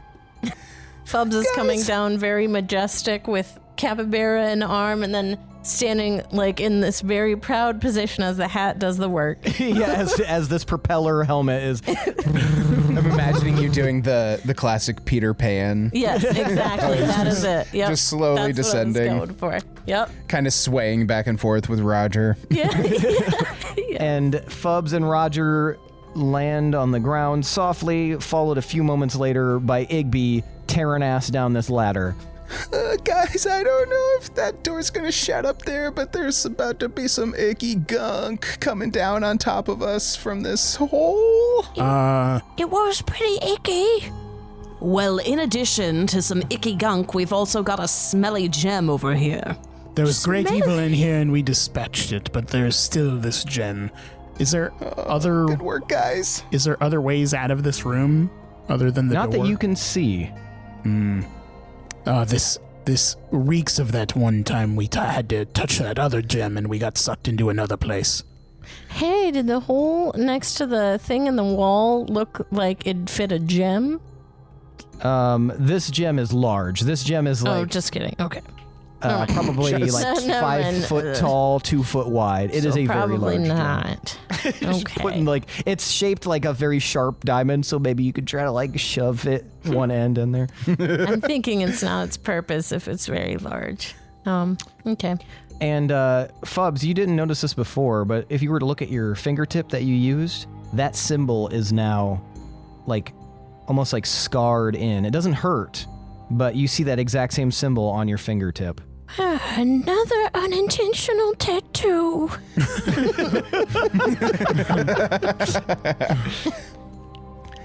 Maybe look around and see if you can find that symbol in here. Maybe. Or maybe I need to touch the gem with it. It's worth a shot. I'm gonna look around for more weird bricks. Okay, you can give me an investigation, Igby, and then what are the rest of you guys doing? Yeah, maybe it is best that we have a look around before I shoot this thing. There might be some other clues that we can gather. I will investigate as well. Okay. 17. All right. And Fletch, what are you doing? Fubs, is that yet another tattoo staining your body? Your young body? Here's another one. I didn't even pay for any yet, so I guess it's kind of You fun. can't see. Well, a deal is a deal, so that's a boon. I guess, yeah. But maybe next time pay a little bit more attention to your choice of tattoo, because that one isn't it. Oh, you don't like it? Not my favorite design. I thought it was pretty cool. What did you get, Leto? I got a natural 20, so I got Oh, nice. 25. Gotcha. And so what are you going to do then, Fletch? Are you doing anything other than just chatting with Fubs? I'm gonna be looking around. I noticed the tattoo. Mm-hmm. You want to do a perception? Yeah, I'm gonna do a perception check. Okay. And Fubs? Just clarification on Whispers of the Dead. So, would the ghostly presence share its knowledge with me like right after my short or long rest, or like could I do the performance to like try and get that knowledge? That's the one. So based on my understanding of it, that's the one that you can utilize to have like a ghostly presence help you with. Presumably, since you already chose it, you would have already done it. Like, you would have already communicated with the spirit off screen.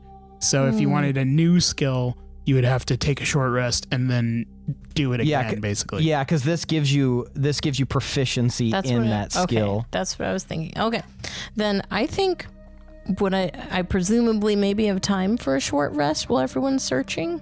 That would take an hour. You wouldn't know for sure. It's only, it's not that crazy of a thing. Anyway, what are you trying to get a boost in? I just want knowledge on the situation mostly. It's not really about the boost. That's just You could silly just flavor. try. Might just roll to see. well. Okay. All right, I think I'm gonna just take a sit down here, see if I can talk with Tilly or, Pam, whoever's there today. Personally, What are you attempting to do? Me? Yeah. Get knowledge on what this and the gem maybe is. See if they can tell me.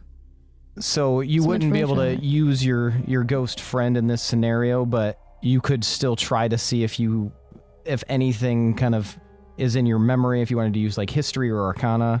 Oh, okay. Personally, I liked Fubs's bugbear pinup girl tattoo the most. It was a wild weekend. The Tallahassee Tangle. I got a 19, by the way. Okay. So would you like to use one of those skills, Fubs? Absolutely, I would. I'll do Arcana. Okay. Give me an arcana roll. Come on, Tilly. That's a nat 20. Hey. Oh shit, everybody rolled really well. Damn. Okay, so you guys, Leto and Igby, you begin scouring either side looking for anything that might assist you in this scenario. Igby, you find a discolored stone down here as well in the wall.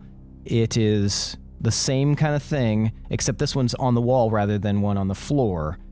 Leto, you notice that there is a strange arch-shaped outline on the wall, almost as if it's been burned in, possibly a secret passage. It is directly across from where Igby found, where Igby is currently at the wall. Fletch, you're looking around, you see the same general stuff, but now you start to notice up at that trapdoor in the ceiling about 80 feet up, you start to see what looks to be almost like a dark shadow beginning to crawl over the edge, and this gooey gunk begins to start looking as though it's going to spill out from the top. And Fubs, you're looking at your symbol, you're looking at that gem, back and forth, back and forth. You think that your initial instinct was correct. There's probably some connection between your finger, the symbol, and that big old gem. Okay, Tilly never steers me wrong. I'll go poke the gem with my tattoo. Okay, it's floating up, so you'll have to find a method of hopping up there. It's floating about 10 feet above the dais. I'm not still in that 10 minutes since I started the propeller hat, am I? You'd still be in that 10 minutes, yeah. Okay, then I'll just float up.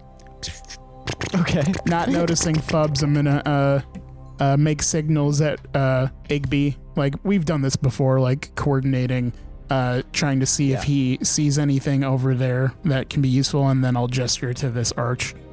You see Leto begin to gesture at you, Igby. I give him the affirmative and I point at the brick and I motion for him to make way away from the arch. I'll back up a pace and then double thumbs up. All right. Are you going to...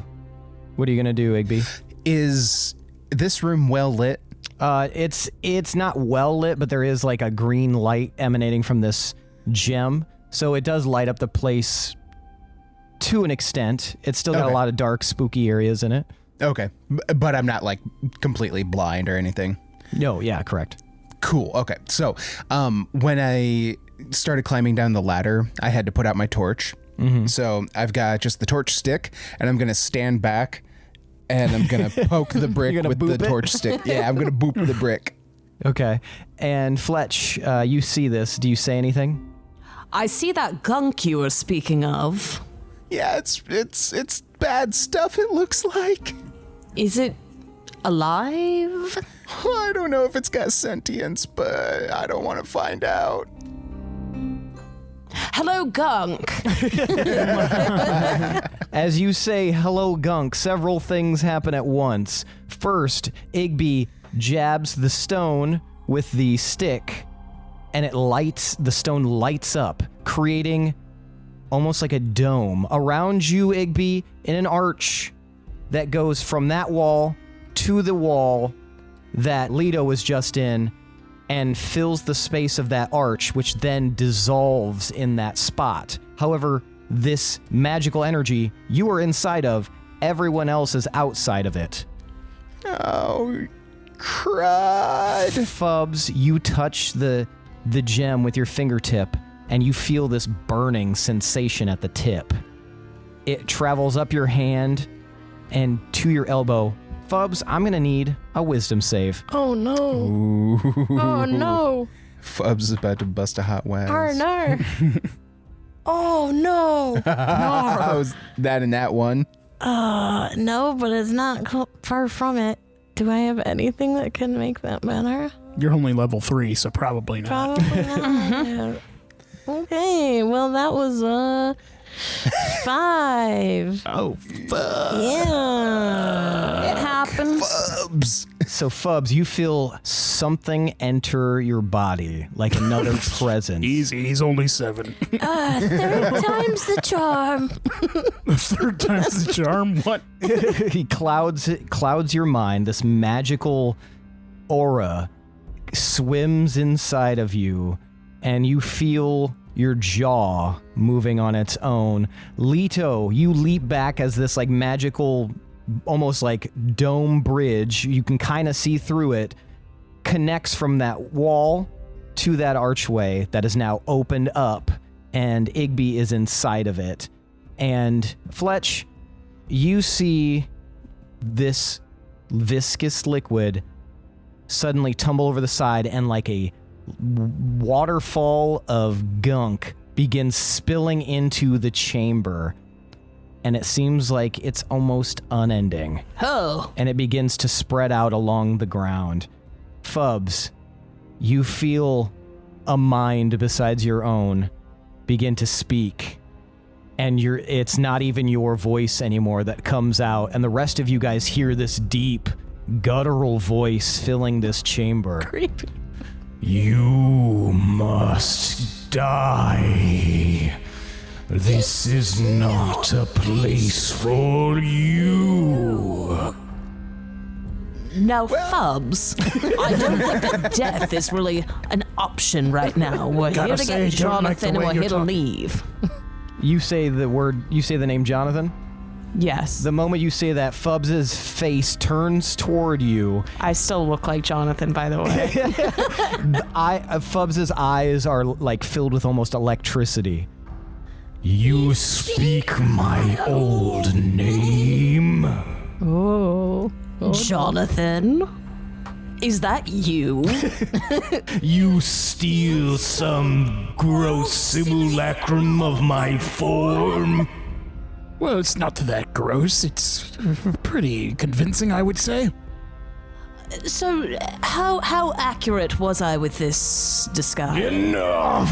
And the walls like tremble and shake. Jonathan, can you just get on the boat? It's outside. We'll take you back. We'll figure out what needs to be done to get you ungooey and detached from this gem, and you'll be back in... None of you will leave alive. You will be ghosts that haunt these hallways for an eternity. I came here for power, and I have achieved that power. And the entire place begins shaking again. Jonathan, plan B. Maybe we do leave here alive, and maybe we all go home.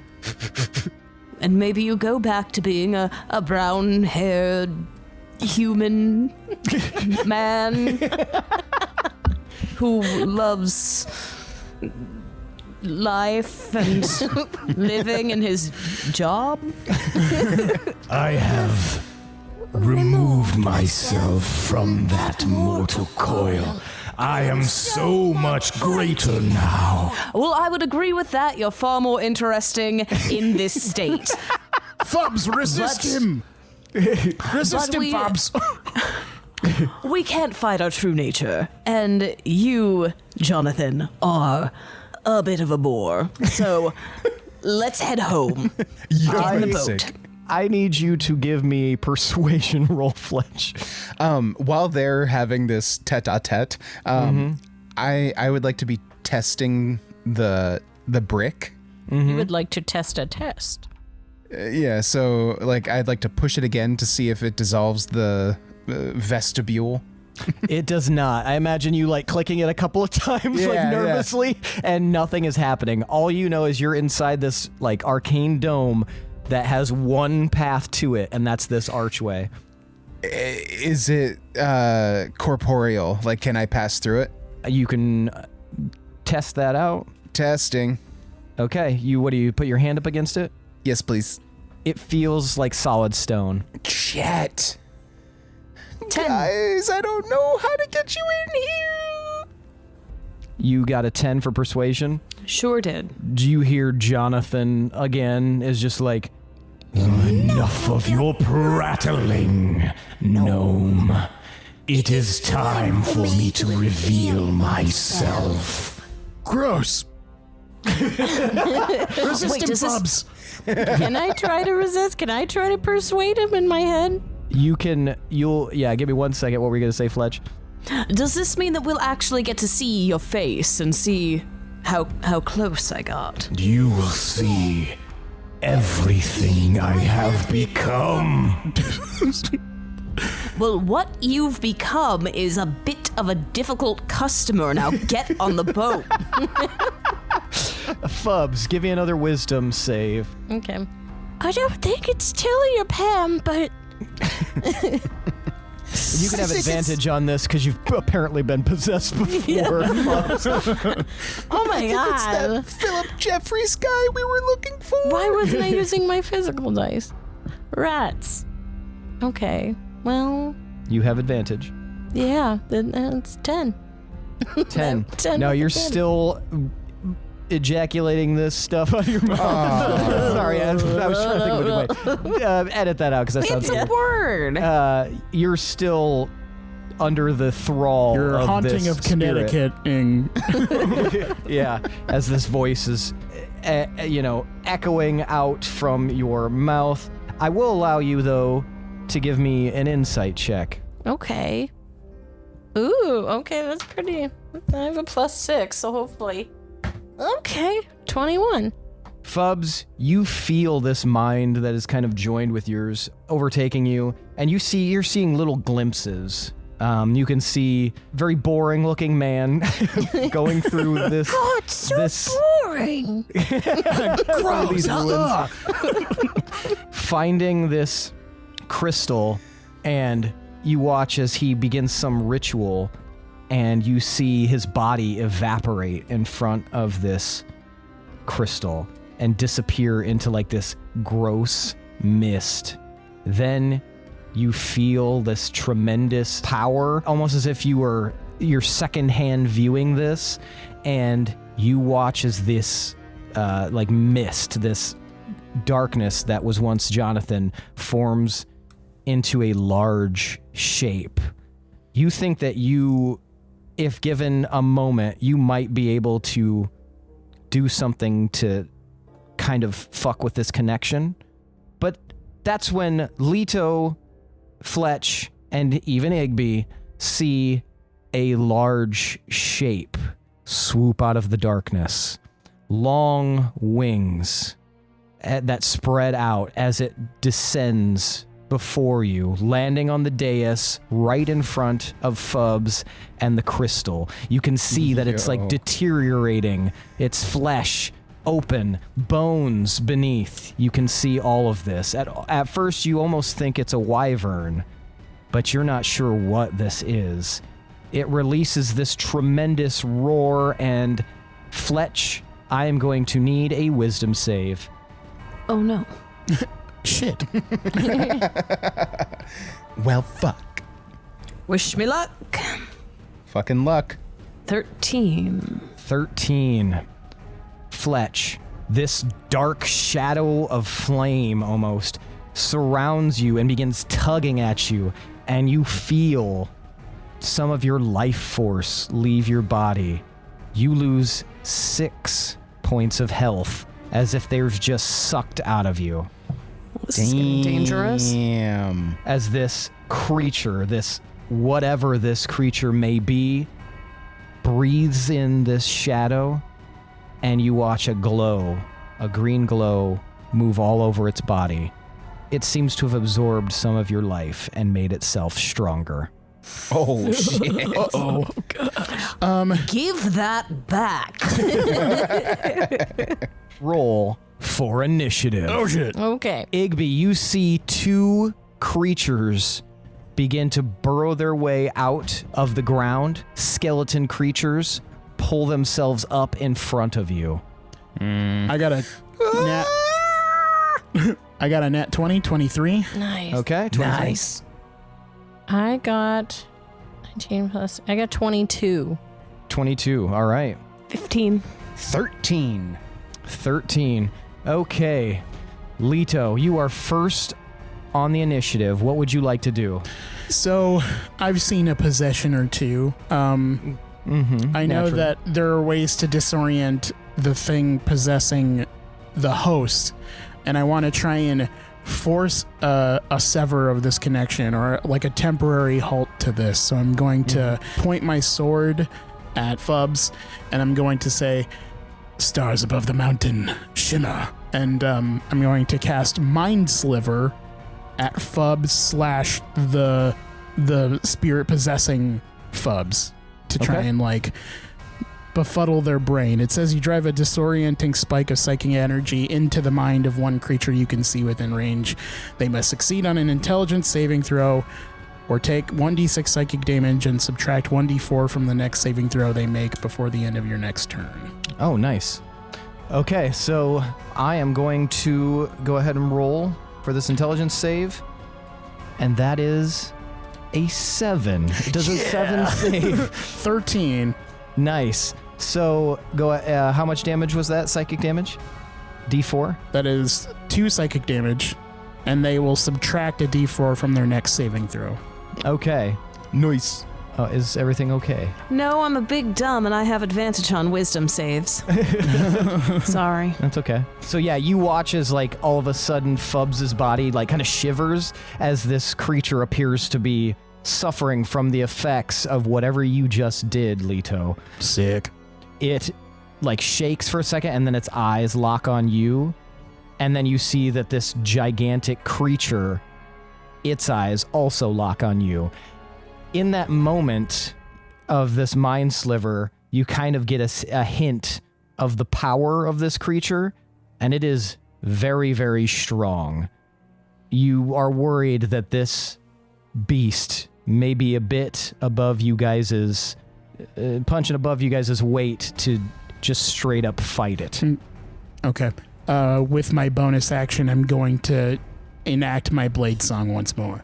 Okay, gotcha. Fubs, you felt this connection, this psychic connection that Leto kind of cast this spell and sort of broke up your connection just a little bit for a moment. Now, if you want, you have advantage on your wisdom save to try to break out of this. Okay. I will do that. So let's try with my physical dice this time. 16. 16. Fubs, with that assistance, you break the connection. Yeah. And You're you not feel them, you're not Tilly. Only them are here. and you feel this presence recede from you. But just as that connection breaks, you get a flash in your mind. You can see, you feel this sense that you get like these little clips inside of your mind of a chamber that has a lever inside of it. You know that this lever can be pulled, and this, what it will do is something will happen with this connection with the gem itself. Okay. If we pull the lever?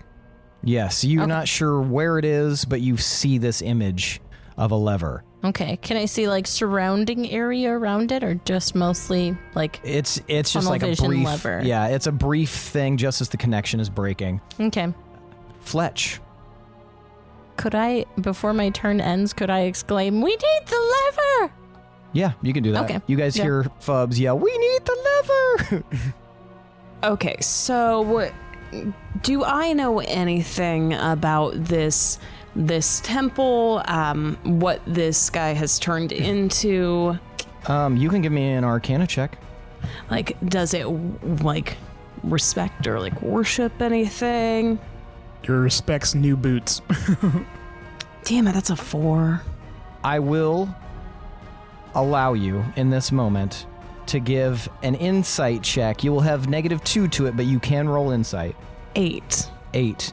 You nothing is bubbling up to the top of your mind. So my other question was, or I guess this isn't a question, I am frantically trying to remember if there was anything mentioned about Jonathan, like details about his personal life, his history, his family.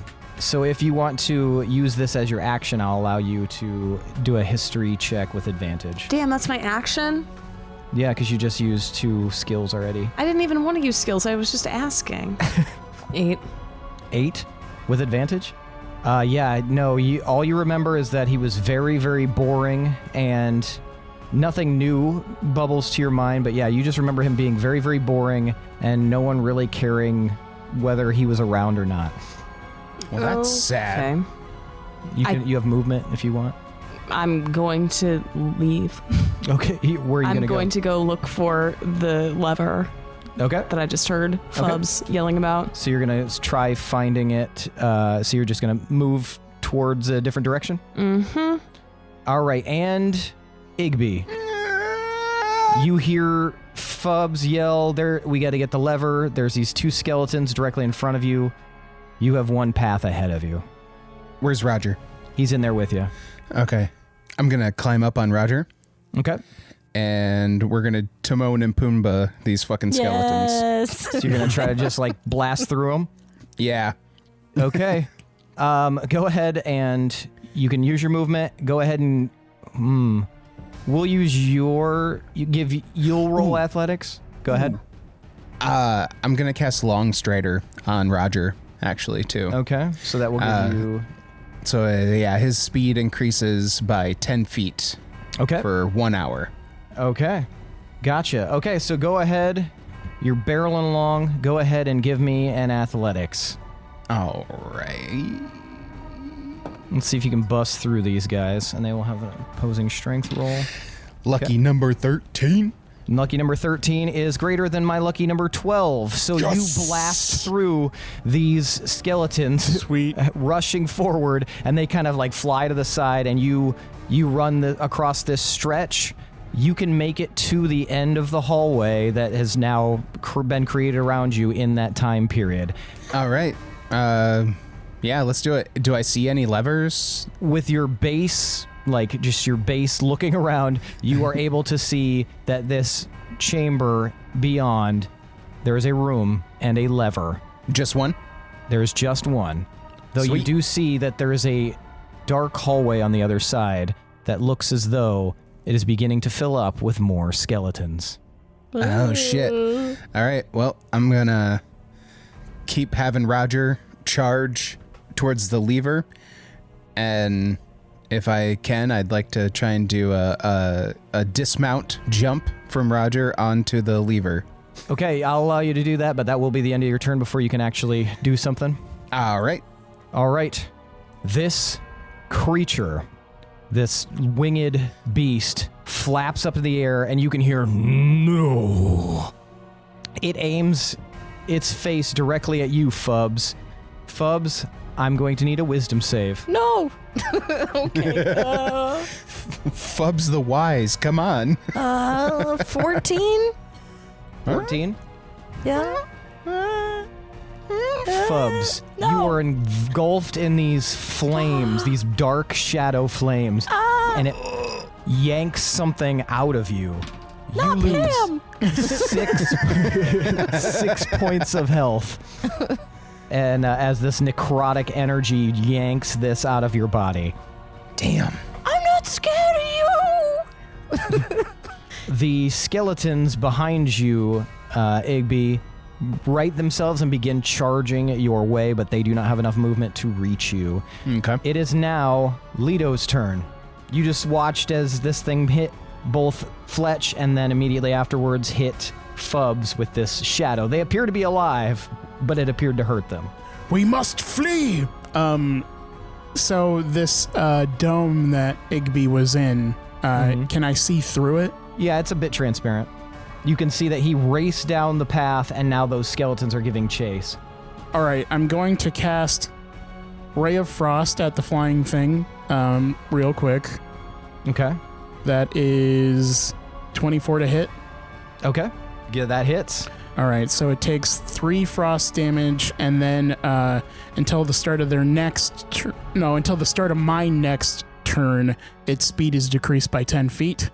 And then I'm going to, as a bonus action, I'm going to Misty Step into the dome. Oh, nice. So do you behind or in front of the skeletons? Behind them, so I can follow Igby. Okay, gotcha. All right, you Misty Step into this tunnel, and you are behind the skeletons. Is there anything else you'd like to do with your turn?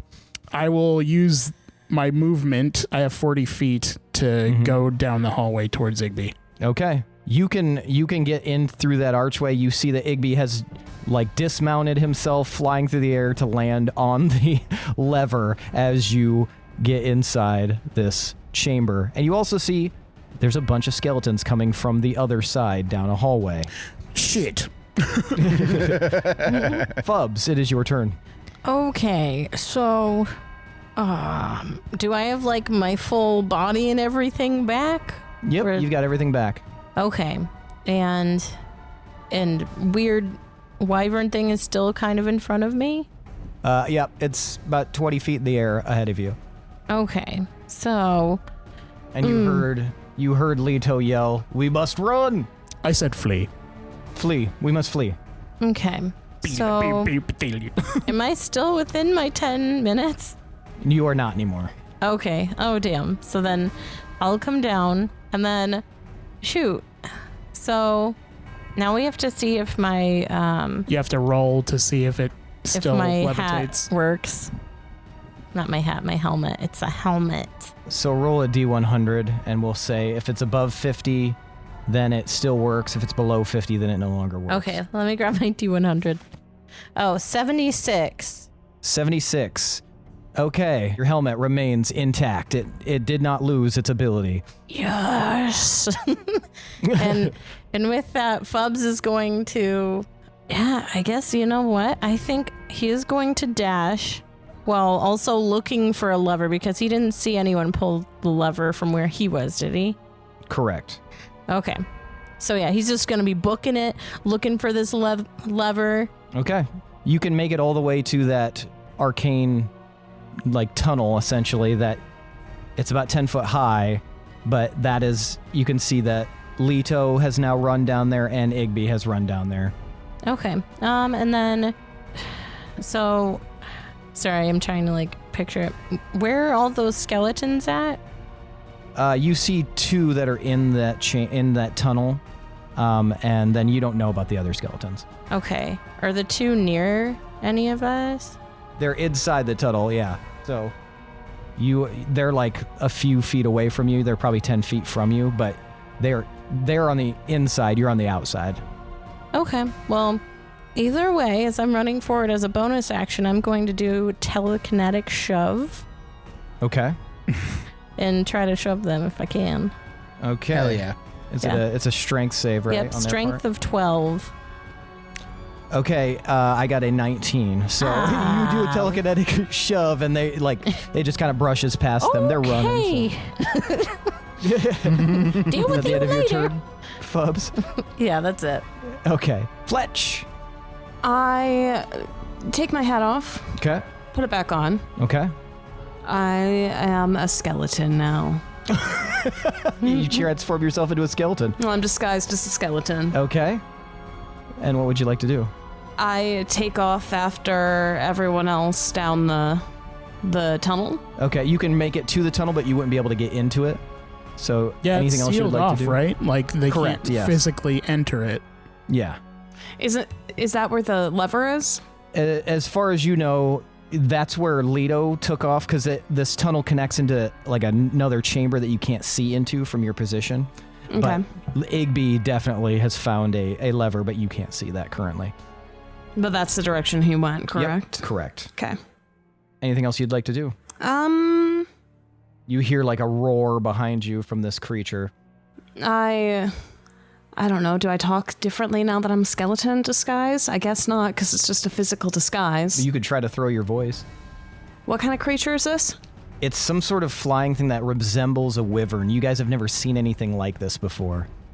But you know that it has some sort of connection with this Jonathan.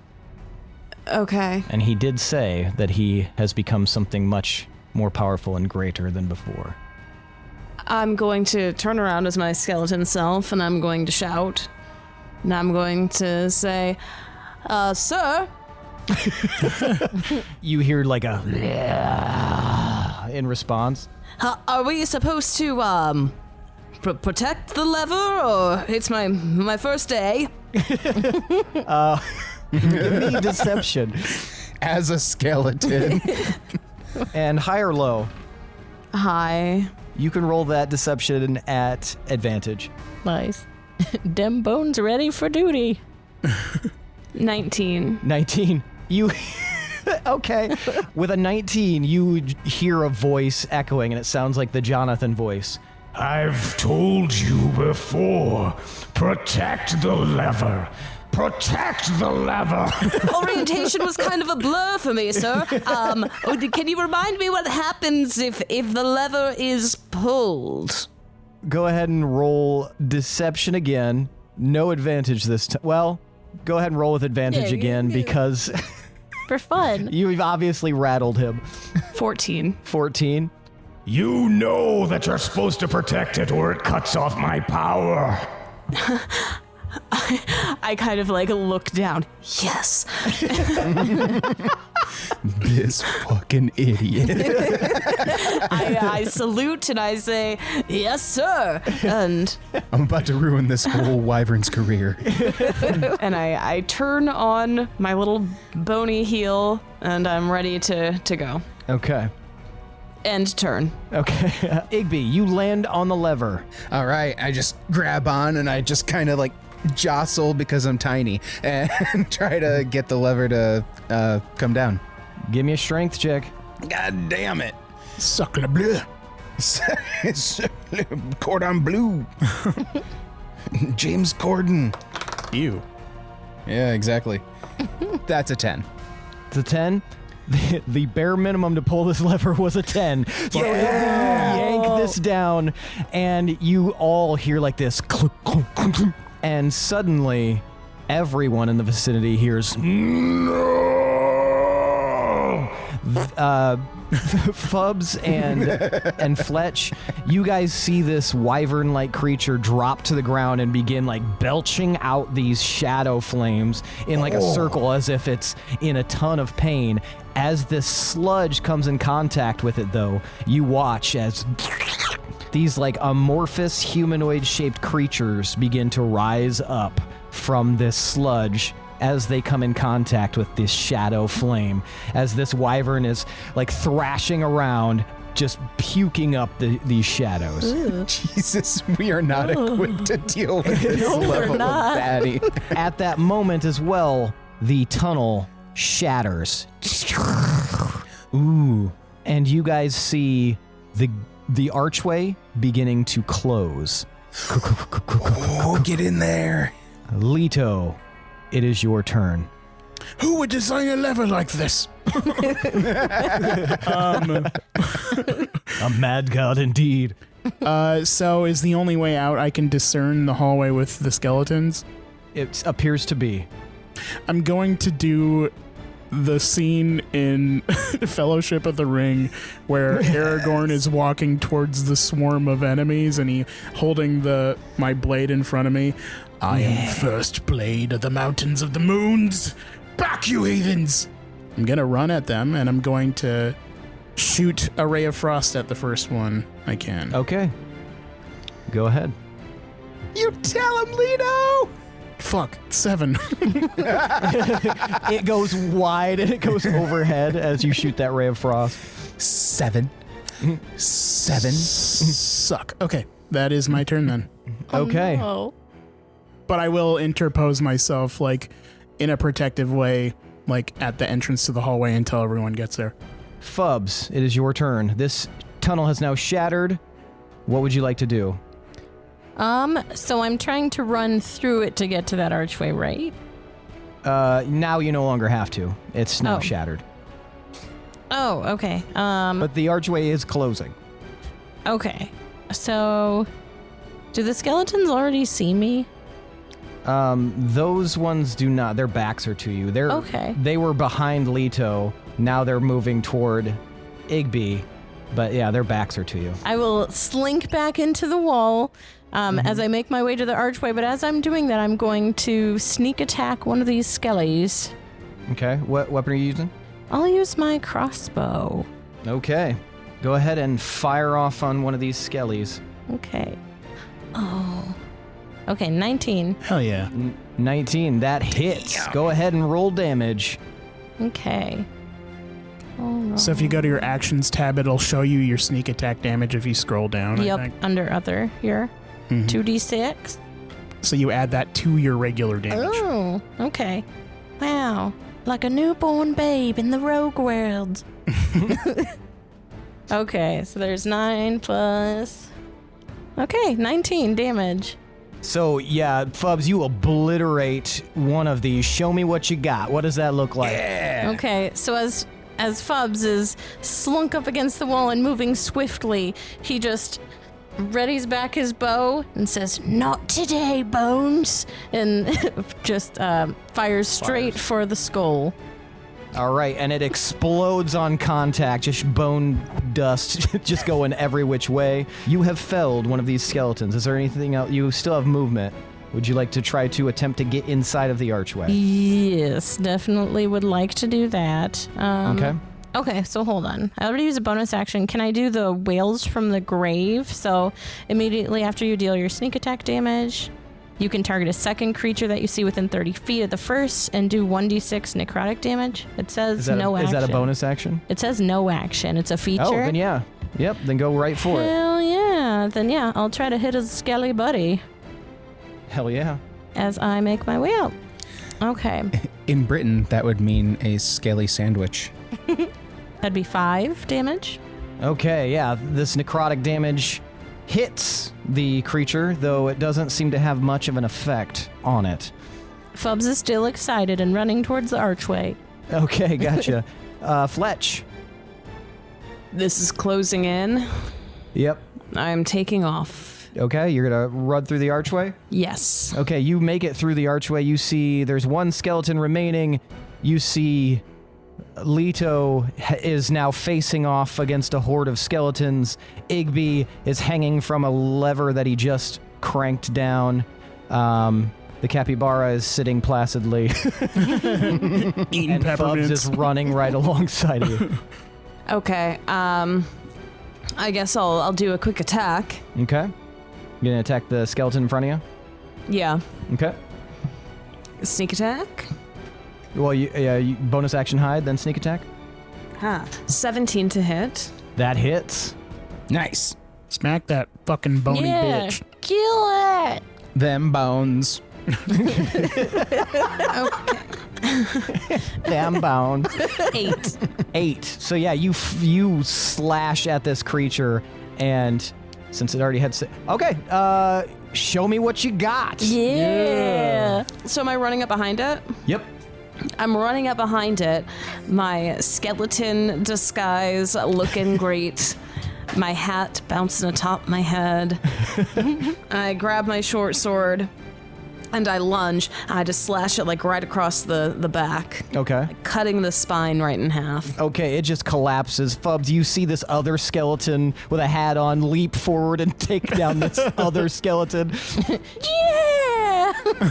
I don't understand, but I love it. They do move in herds.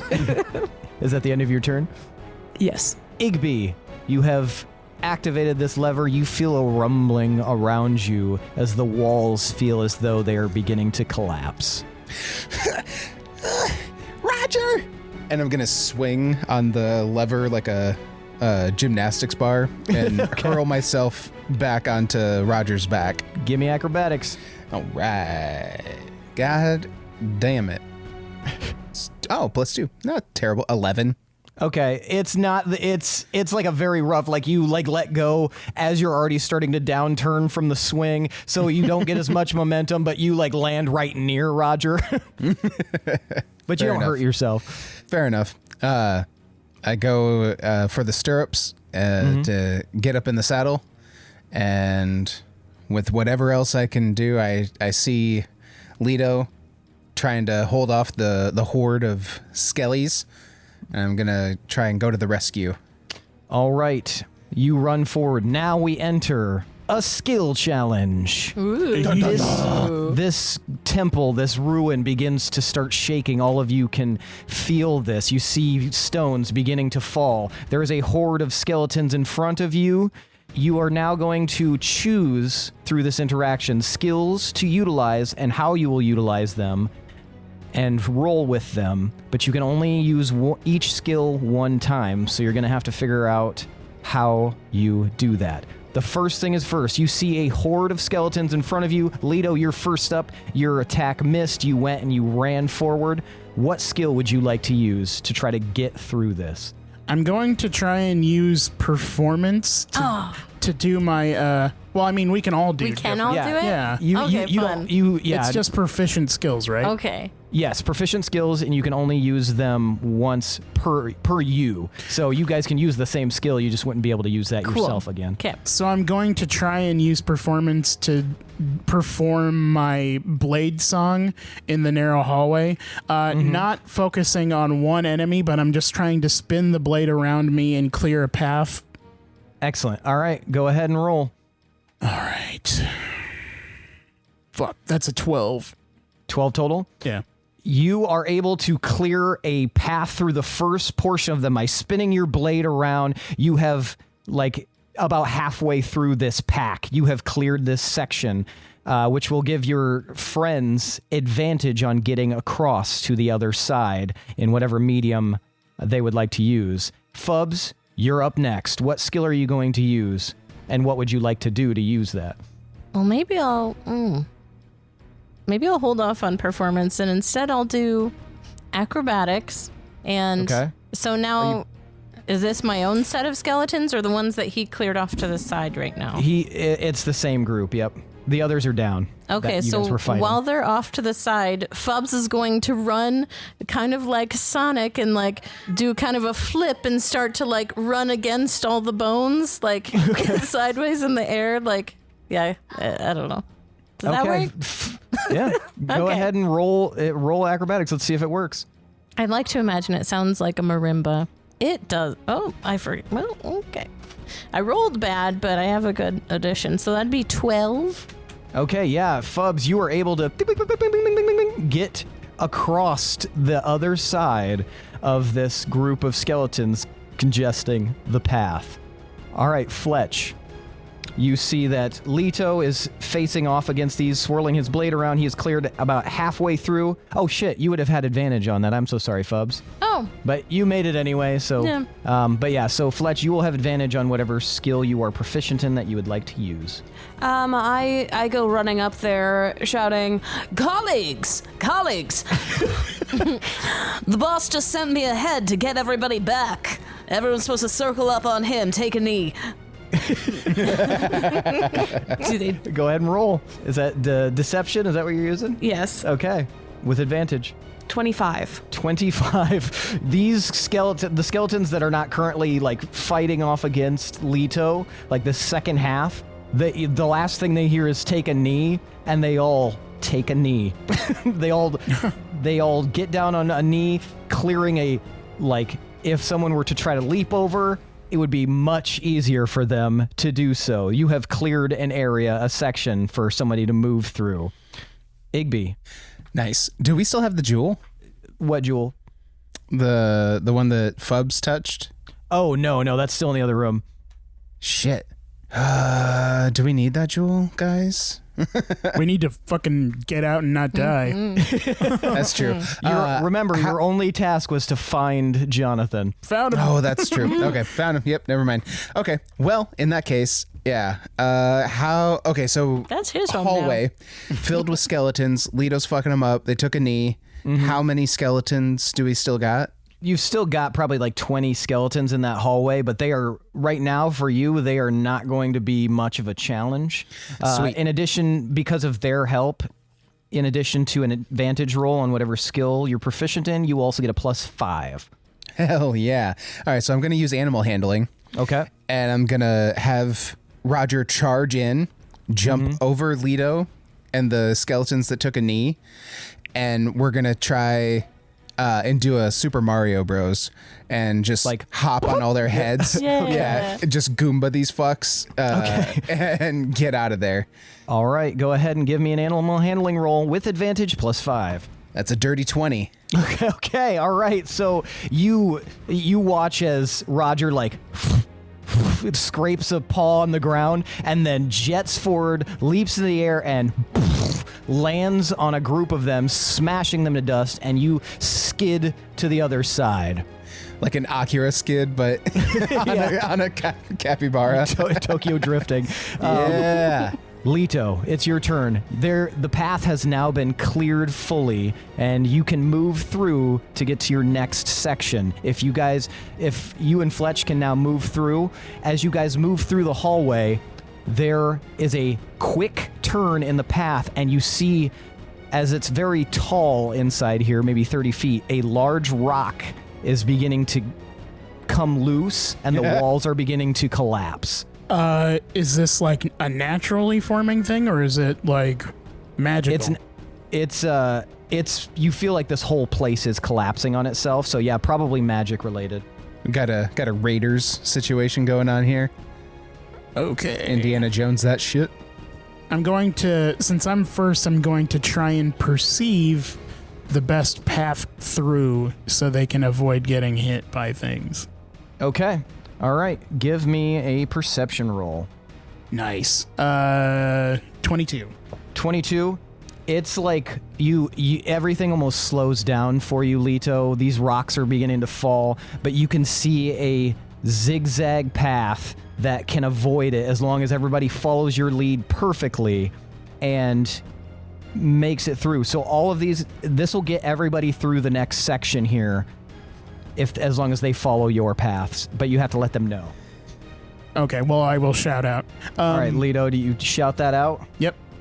All right, Leto lets you guys know that you can, as long as you follow his direct path, you can get through this section without being crushed by rocks.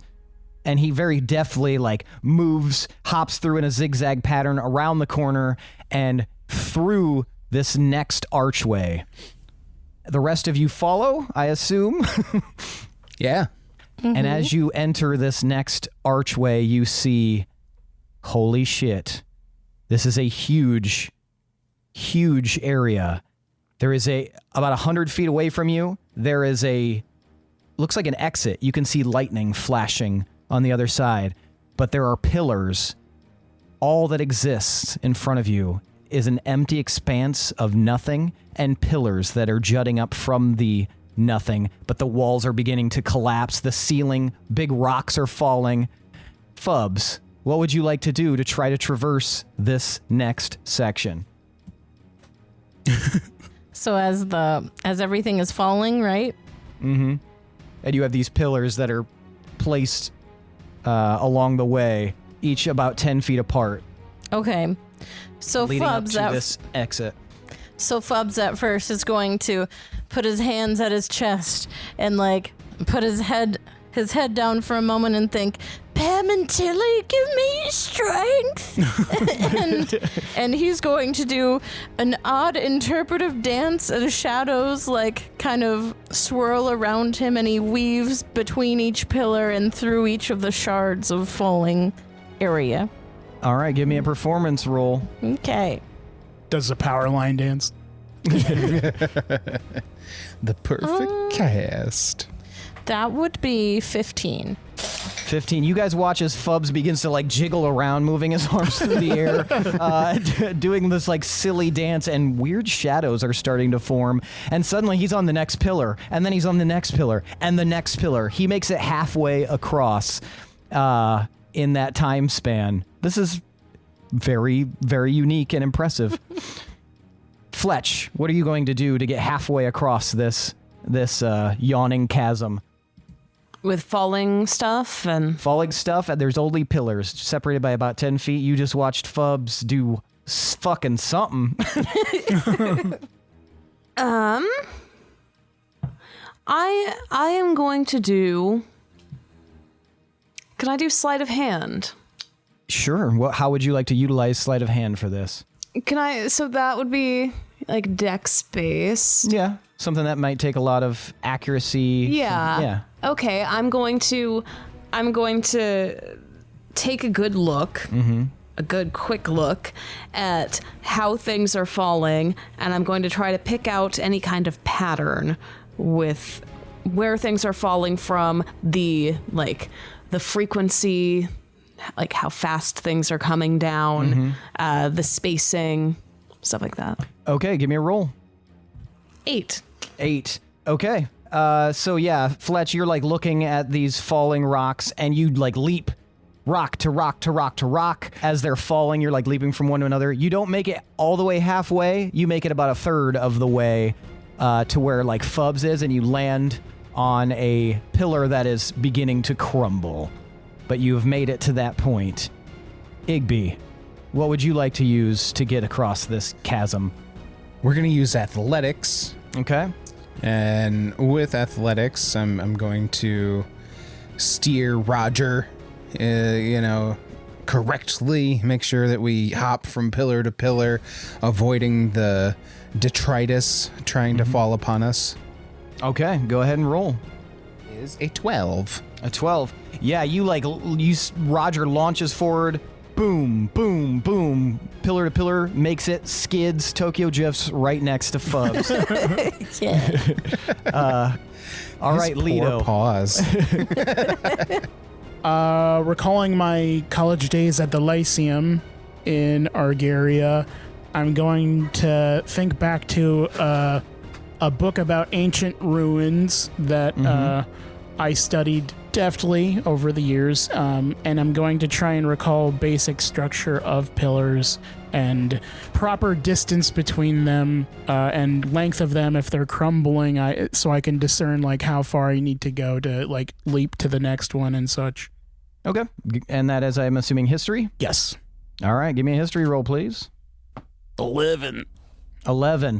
All right, so you leap from pillar to pillar. You're like, okay, I need to get this one. And you're like, I can cut off the distance if I hit this one hard enough. And you land on one, and it starts to careen and lands into another one. You leap up to the top, and then you hop up to the same one that Fletch is currently on. But it is now crumbling.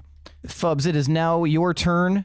This is your last stretch to get to the end. What would you like to do?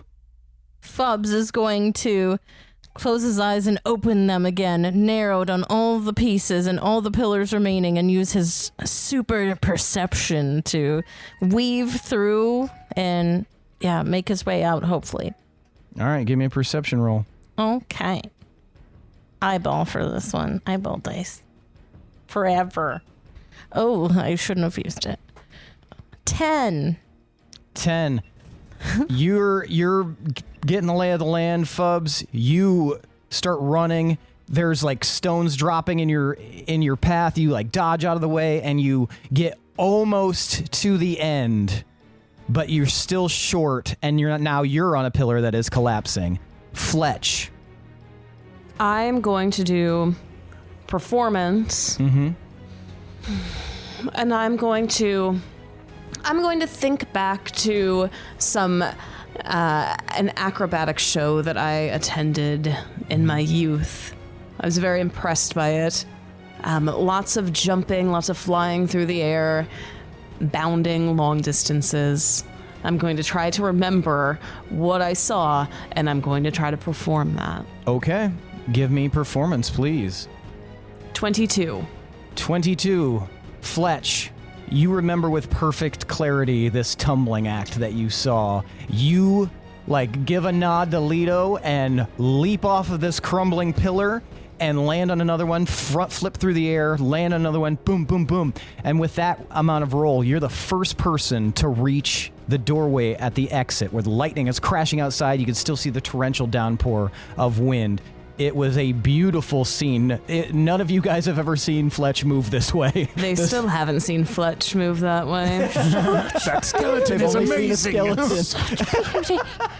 The dead can be so beautiful. Scale arena. Igby, this is your, unless you do real bad, this is your last skill challenge that you're going to have to do to get to that exit. You just watch this skeleton perform this sequence of unlikely flips, spins, cartwheels through the air and land near the exit.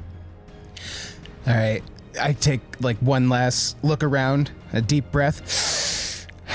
I kind of lean down a little bit and pet Roger's scruff. Mm-hmm. All right, buddy, let's get the fuck out of here.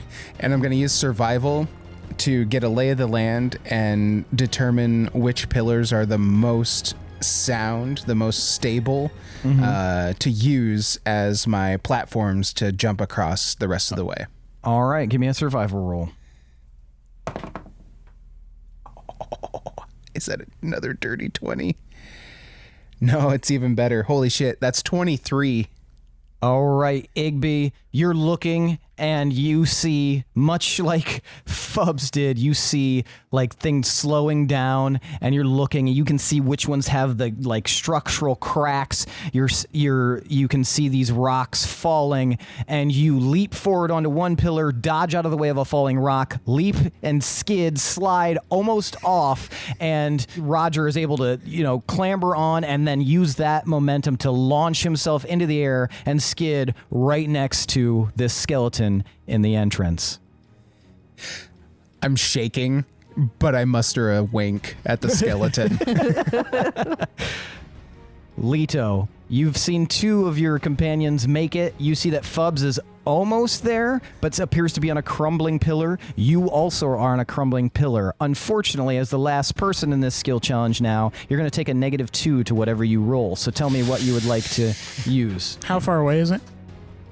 You are almost halfway, so 60 feet. So we're on a crumbling pillar and there's like nothing between us? No, you have other pillars between you and there, but this pillar that you're currently on is crumbling. How far away is the next pillar? 10 feet. How far apart are each pillar? About 10 feet. Can I run 40 feet and then try and roll Arcana to see if I can cast a spell with my action? It'll be high risk, high reward. This you can do that, but you will. There will be some pretty severe consequences for very low rolls. Okay. All right, go ahead. You book it. Go ahead and roll your Arcana check. 15. 15. Yeah, you think that you could pull off maybe one low-level spell with that roll. What are you planning to do? I will Misty Step the rest of the way. Okay, so you're like in the middle of the air. One of these pillars that you're going towards crumbles right before you can even reach to it, and you instantly activate Misty Step, and boom, you're up at the exit. Come on, Fubs, you can do it! Fubs, it's all on you. You are also now in the back of the pack. You're going to take -4 to whatever you roll. Okay, and it's still skill check only? Skill check only. Fubs is going to, even though he's on this crumbling pillar, he's going to think and say, Pam, Tilly, I need you. Give me some insight into where I should step as I run out off of this pillar recklessly. yeah, and I'm going to try to somehow use their guidance to step on different pieces. So you trying to do insight? Yeah. Okay, go ahead and give me a roll. -4? Yeah. Yay. Okay, so with the -4, 22. Damn. Oh, damn. Dang. Okay, yeah, Fubs, you think, you don't know if this is what actually happened, but you can hear the voices of of your ghost friends, and you just see the perfect spot right ahead of you. It's like it lights up, and you leap forward and put your foot on it and hop up like Super Mario and land right there, and you guys rush out of the exit as everything just fucking collapses. You guys find that everything is continuing to collapse as you're running along, and you're running along this long bridge that leads back from the ruins to the beach. I need one final roll from each of you. Acrobatics or athletics, whatever you would prefer. Okay. At advantage. Oh no.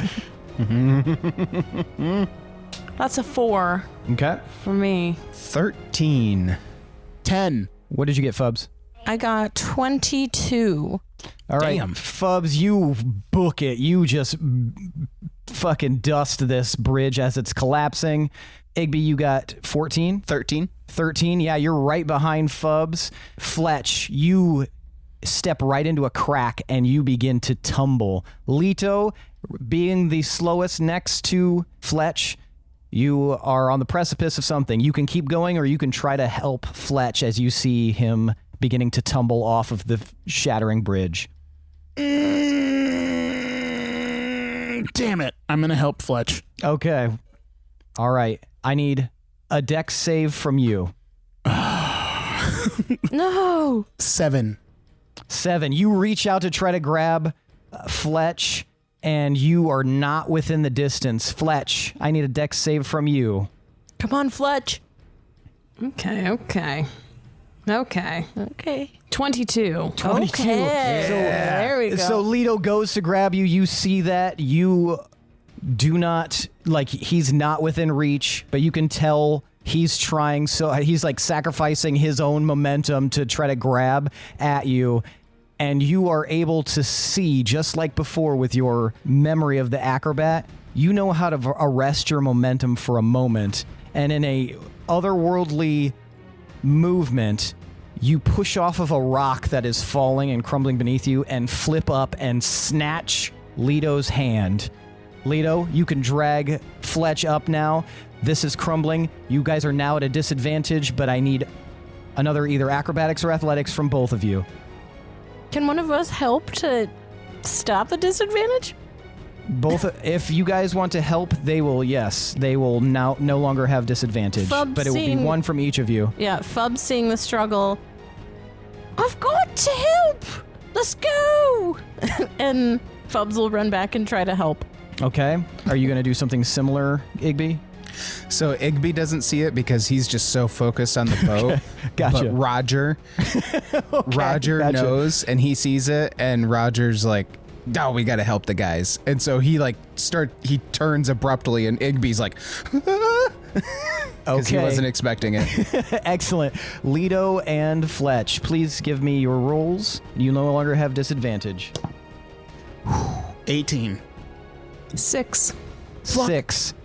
So Leto, you were able to keep running. Fubs, you were running back, and Igby, Roger is running back, but Fletch, you are fucking unlucky today. You take another tumble.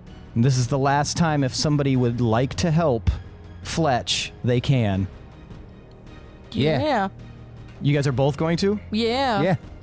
Okay. Are you going to do anything, Leto? Or are you just going to keep running? How... Once Igby goes, I'm going to go too. Okay. So I need all of you to either give me acrobatics or athletics. Okay. And I'm also going to need one from you as well, Fletch. 8. Okay. 17. Okay. 7. Okay. 18. Okay. Fortunately, with Leto and Fubs, you guys are able to create a daisy chain of hands and grab Fletch just as the bridge collapses and pull Fletch up. At the last moment, you guys crest the edge and you have made it to the area that leads down to the beach. You see a rocking boat sitting there with an old woman waiting for you as everything collapses behind you. God, Would you guys like to leave? what do we tell the guild? Well, we tell them Jonathan that we found him, but he didn't want to go, and that's his temple now, and we probably shouldn't go there, because otherwise he'll get eaten. They know this is guild, right? Fubs, you're not part of the guild. I don't care. Lito Sparta gets Fubs right into the hole. But you did prove yourself. Thank you. As Fubs tumbles down. Thank you. Fletch, you almost went the way of your dad. How do you feel? I feel lucky. I feel lucky to be a member of this guild. I feel lucky to be serving with good men like you and Fubs. Thank you. Less so, Jonathan. You truly are. You truly are a wonder boy. Now who the hell are you and what have you done with Fletcher, you nasty bony freak? You ghastly fiend. You wicked undead soul. I call it out to Pearlessa. Pearlescent! Pull the boat up. She looks up. It's over as much as it can be. You got it closer when you dropped us off. She starts using the oar to scoot forward more. Now, when we get back, we tell the guild. We tell them Jonathan shouldn't really be a member of the guild anymore. He was pretty worthless when he was a member. He's probably even more worthless to us now. So let's just forget about Jonathan, and that should be easy, am I right? Yes. Everybody Yes, starts laughing. We all do a fist pump in the air and freeze frame. Yeah. As you guys climb into the boat, Perlissa looks at you guys. He seems like you did a bit more than going on a fact-finding mission. Well, we certainly found facts as well. What did you find? Jonathan sucks. As you say that, Fubs, Perlissa's eyes light up, and she grips both sides of the boat, and you hear the Jonathan voice. No. I will find you wherever you go. You cannot escape. I will return. And then it snaps out of her body, and she's like, Okay, well, that was weird. and that's where we're going to end for the night. Yeah. Oh, man. Spoops. That was spoops. Love it. I like this group of characters. I really do too. Me too. It's a good group. All right, well, that's it for tonight, folks. Thanks for listening. Thanks to Adrian Von Ziegler for that beautiful background music. Thanks to all of you listeners. We hope you enjoyed this extra special spoopy one-shot. You've got 1 day left to use the activation code to get your own discount on anything at krakendice.com. So in the details below, you'll see your code is D20 Syndicate Halloween. Head on over to the Kraken Dice website, use that code at purchase, and you'll get 15% off. And I'd like to give an extra special shout out to tonight's featured monster from our contest on TikTok. Thank you to Level 8 Dad for your introduction of the Bone Chitin into this campaign and Halloween one-shot. I thought it was the spookiest of the offered monsters that people had contributed, and I think it did wonders. So thank you once more to Level 8 Dad, and we hope you enjoy the dice that you won. If you like what you hear, please head over to Apple Podcasts or wherever you listen to podcasts and consider leaving us a review. Consider leaving us a 5-star review. As you found out at the beginning of the episode, if you didn't know it already, we will read any review we receive on the podcast. Also, if you want to give some extra special clout our way, go ahead and head on over to patreon.com/D20_syndicate and check out the tiers we have available for just less than a cup of coffee a day, like a really expensive cup of coffee.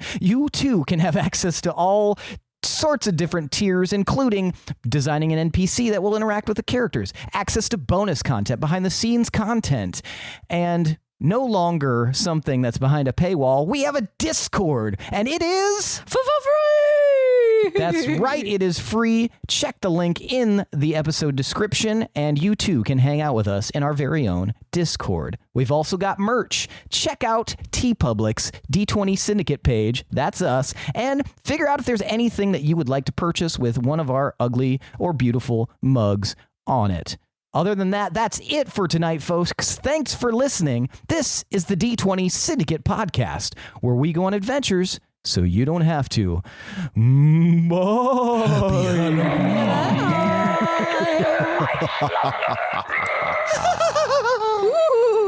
And Fiend.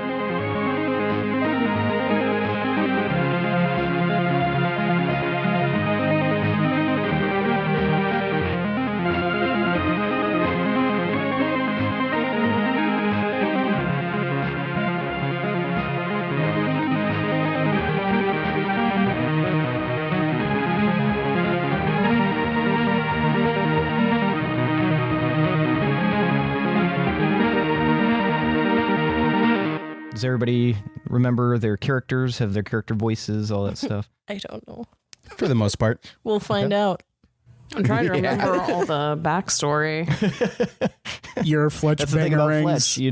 You never know for sure if the You backstory. frequently were talking about your dead father and what it was to not have a father. I know that part. Yeah. That part's locked in, but I know I was talking about my uncle and I shared some personal stories that I do not remember.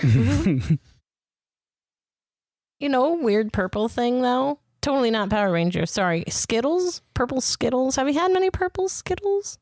Don't they all taste the same? It's hard for me to tell because I just eat the whole purple bag was at once. It makes me give it a side eye. Like, what are you getting to, purple? I swear. Yeah, they're supposed to be different, each of them, but yeah, I think the 99% of humanity just puts like a handful or right. pours the I bag. was going to say No, one not serial one by killer, one. single Skittles. Me, I do. I'm a serial killer. It's me. Or more like the serial Skittler. I could see. I mean, I could see them tasting different because They do. They do. Okay, I like to eat them 'Cause in M&Ms like don't. sorted groups. M&Ms are just the same thing. Yeah, on they're the not inside. flavored. They're just chocolate with a candy coating. You're with the They're candy just- coating. Sorry, I think that's a compliment. bro. What the fuck? Step up, man. I'm ripped. We all agreed we were never going to discuss Mika's candy coating. Can't believe you guys did this on Halloween. She just, We signed a blood pact. she just smears all over everything if she leans on it. Don't worry about it, honey. It's okay. It's okay. Can't take her out in the rain. Do runts taste different? Because they're different fruit-looking things. Runts are so aggressive. They're good. I like runts. Ew, they're bad. No. I was thinking of nerds. Nerds are aggressive. That's a different Love nerds. universe altogether. Runts are also Runts are aggressive in a more sad way. I They're really, the fake fruities. really hate banana runts. Those are my favorite. Oh, God. I don't care for them, but Billy. they're the cutest ones. They're cute. I rank man. runts above nerds by a country mile. Oh, wow. I would need to revisit runts. Well, By a country we mile. might have to fight now. Yeah. He was very aggressive with his opinion. Jesus, And you know Billy. that means to fight. From The where we're only from. way to solve it, fisticuffs. I win fighting, so nerds are better. For the nerds. I mean, trial by combat. Yeah, let's go. It just shows how broken that idea is in general. Cock a gun. Yeah. I choose pistols right now. Choose your weapon. Broadsword. Okay, dipshit. I come in with a maze. Get Immediately shot. Still I'm not sure spinning what it your as guys' you fall inventory looks like, but I choose down the a shoulder laser thing that the Predator has, and let's go. down. Homing cannon. Yeah.